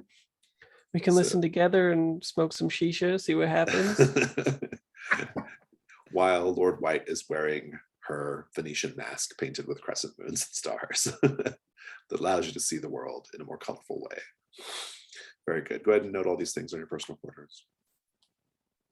And let's go to the next part of the Dawn phase, the questions. Okay. We'll still answer your questions, Mr. Gennadios, just because I'm always curious about that. You did answer a question and resolve threat. Did you do an Echo of the Night, Mr. Gennadios? Yeah. I didn't go for it, no. Did you secretly show a vulnerable side to someone? He did the opposite with Willoughby. Ah, indeed. Did you express a clear preference for the beautiful over the mundane? Not particularly, other than going for the suit. Oh, yeah. I think nothing there was mundane, I don't think. So, Dr. Tagore, you get your first two, and then did you experience an Echo in the Night? Not really. I aimed a little bit for like a mortal version of Hazel heading back to the Rookery at night, but it wasn't. Yeah, I was kind of feeling it. I kind of saw what you were doing, but it's up to you if you want to take it or not. Did you secretly engage in a romantic or emotional behavior at odds with your aloof, logical exterior? Probably all the stuff with your sister, right? But imagine, even though it was like not romantic, it was like emotional, you know. Oh, I see what you're saying. Okay. It was doting. Yeah. Got it. You did show physical affection toward the child while someone else was looking. And you did teach the child a lesson about what it means to be human. You got a massive experience points. Did I really do that last one? Yeah, that's because the whole beginning scene when you were like trying to show her how to drink tea, like all that stuff. Yeah. Willoughby, Echo of the Night. With my tiny potted plants. Very good. Did you demonstrate obsequious behavior towards your employer in front of others? Not particularly, nor do I think I ensured that Alexander got credit for any damn thing I did today. No. So you were particularly personally assertive in the negotiation, in fact. Very good. You get your first two, Lord White. Did you experience an Echo of the Night, Lord White? No, I was going to do something funny with the fake jewelry. I was going to take some of the plant and sort of like make a weird origami thing and put it on her ring, but then I was like, that's kind of weird. You did not deliver your chilling dead-end monologue, did you? I can't wait for that, though. No, it wasn't a monologue, but I was working up to it. I began with saying I've seen things that would curdle your blood, boy. Yeah, you should have then just like launched into it and like given the monologue. Did you have a face-to-face encounter with the mastermind? Yes, right at the end, although you didn't really choose to do it. It did happen. Let's keep going here. I don't think we have any Janus Mask prompts that are that need to be done. Factotum, you can do Memories to Servant. You can claim a memento from the night phase, although you were just in Hargrave House, so I don't know what that would be, but if you have any thoughts, I'm open to it. Yeah. A half nibbled by a fake cookie. Well, I had considered a very risky maneuver in which I actually was able to take a garment from her shoulders while she was like either obsequious, like maybe sneakily, but that seemed like it would be a recipe to get an angry Fey person mad at me. And so I decided not to do that. Fair enough. All right, let's keep going then. I don't think there's any Janus Mask, and so that's Stars and Wishes. Stars, things we enjoy. Wishes, things we hope to see next time. Who wants to go first?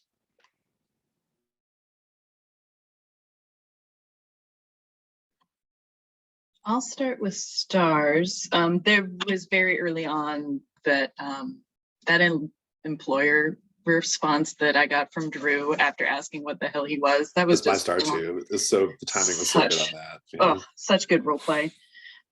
You, Jason, had described the curtain as Dottie was coming downstairs for the first time. Dr. Dragor just saw it in a window and just had to have it. That made me giggle just in my insides. Also, I really liked, Brian, your description of the silver kind of scarification sutures, how that fairy magic kind of changed our whole perspective on how she looks was really creative and interesting. The constant allusions back to those two sisters being trapped in their own shop is really excellent as well. That was also stars again, Jason, the way that you voice those sisters, I as a player can hear them talking in unison and then trading sentences from the same thought for a while and then talking in unison again. That's really epically done. I really enjoyed that a lot. I would say that's a staple of Jason role play. Well, he gets a star from me today about it. I also, Lord White had this great moment where you were able to just like toss out, well, of course I've been to the Fragrant Void. I've been everywhere. Also really just spot on character, was like wise. I believed every word of it. And it was really quite great. I enjoyed the Victorian whiteboard. I was not trying to give you shit for that. It just was the perfect break from reality and it made me giggle. Because we think of London being so like polluted and chalk and dirt and all of that and the viscera, and it just the squeaky markers made me laugh. Wishes, I have a wish for Drew about the character keeper, about custom moves, but I don't think that that's something we have to talk about on the video. I wonder how much of Willoughby and his relationship is going to break down or build over the next arc, because we're really kind of still at that moment where now he's most beloved. Maybe he won't have the same kind of jealous feelings, and it'll be interesting to see if that evolves and how that evolves. And then continuing to enjoy Lord White's approach, that bombastic sort of course I can, is going to be a lot of fun to watch play out, as well as Brian's doting relationship on Dottie. I'll go next.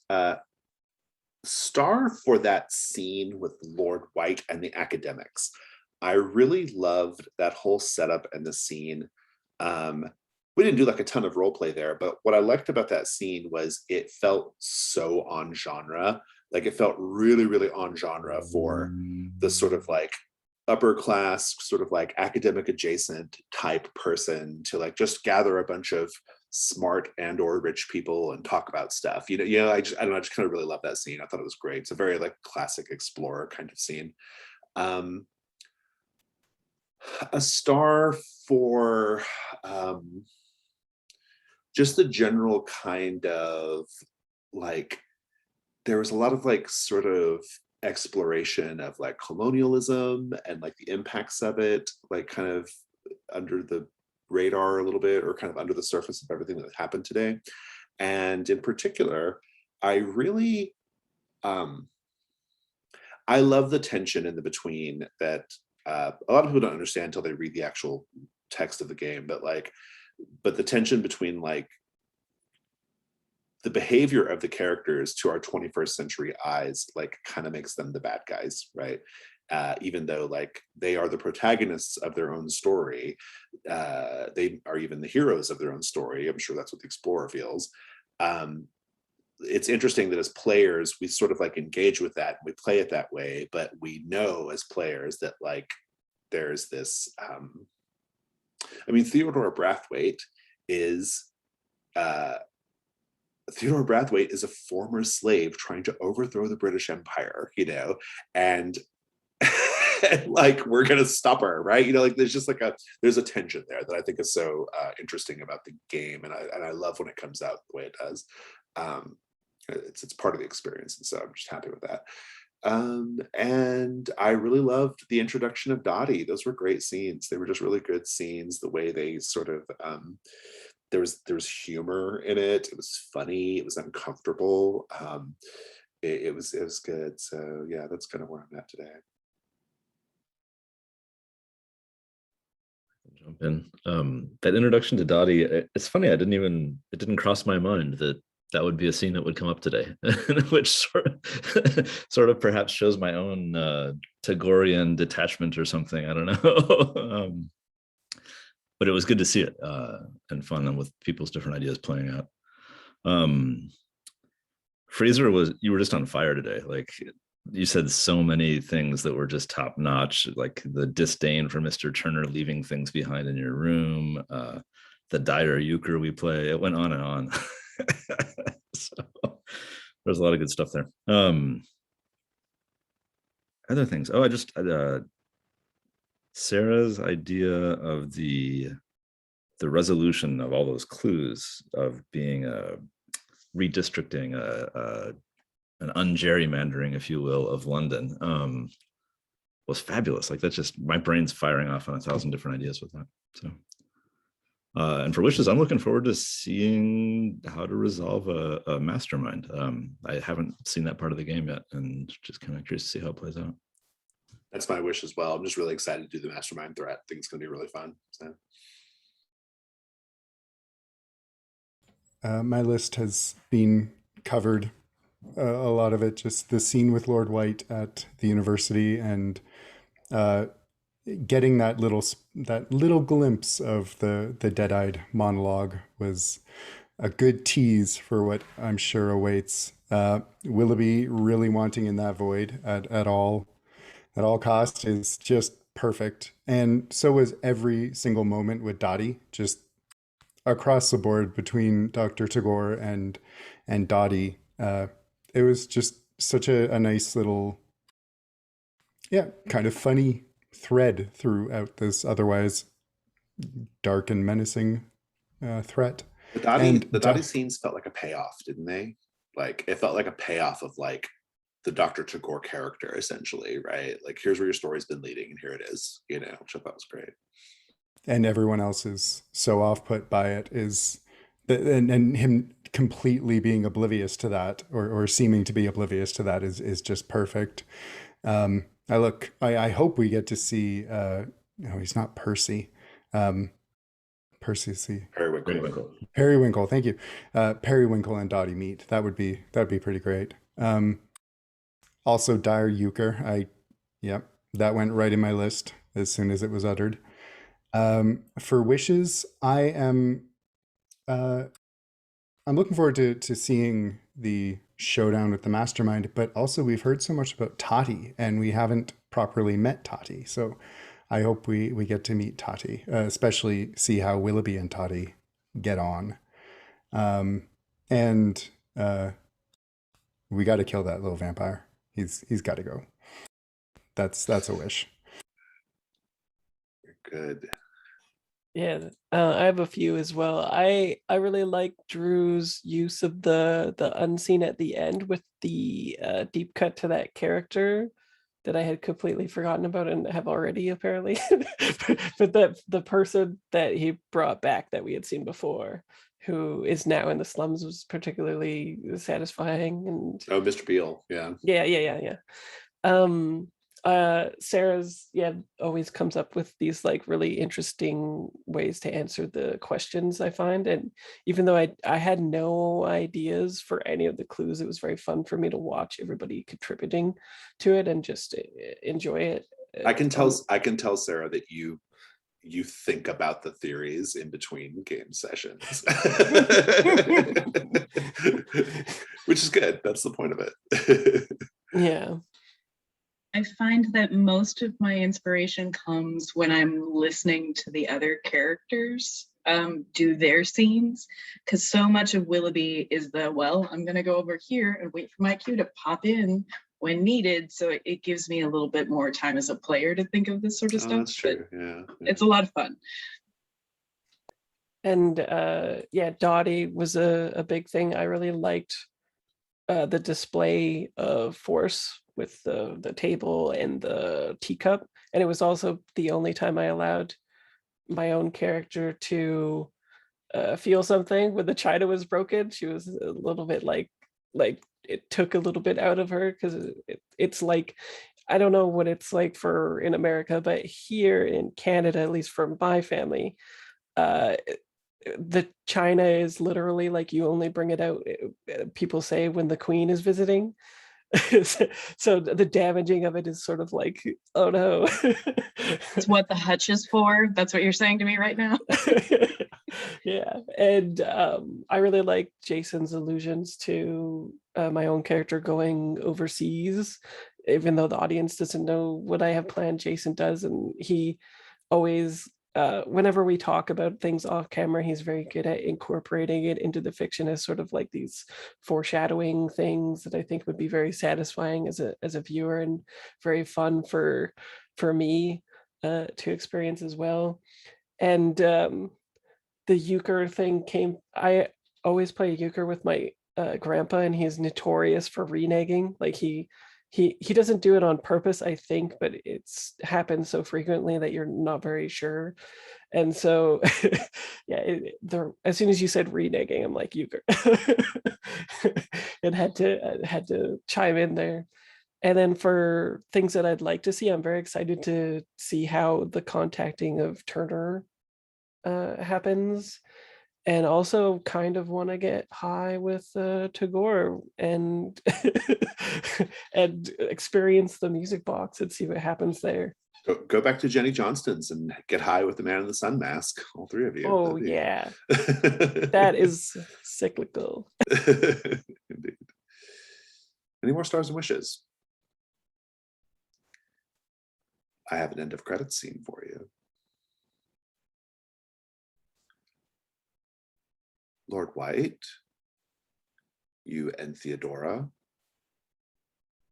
are walking down a grand hall late at night. She's in her trademark sapphire blue, of course. How are you dressed? I think I'm sort of like I had pictured before, but much more fancied up. And I have like a very large hat that goes below my eyes as well. So it's just my like crowned face below, but otherwise black, but just more fancy, and maybe some jewelry. She says, Lord White, is this your first time in Buckingham Palace? Hardly. Well, Have you had a chance to meet the Queen very often? I can tell you must be new. Oh, Lord White. And you're walking down a hall, and you reach a pair of large double doors. You know this to be the Queen's bedchamber. She says, let's pay a visit to the Queen. And she opens the door. And we hear first, coming from the general vicinity of the Queen's bed,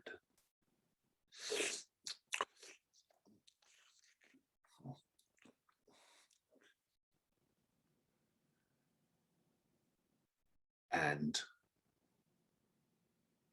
a boy rises up from the Queen's bed, blood smeared on his mouth, and he says,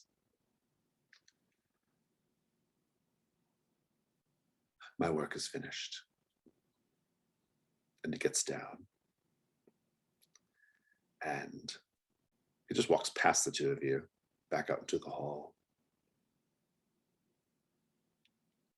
You can feel Theodora gripping your hand with nervous excitement, Lord White.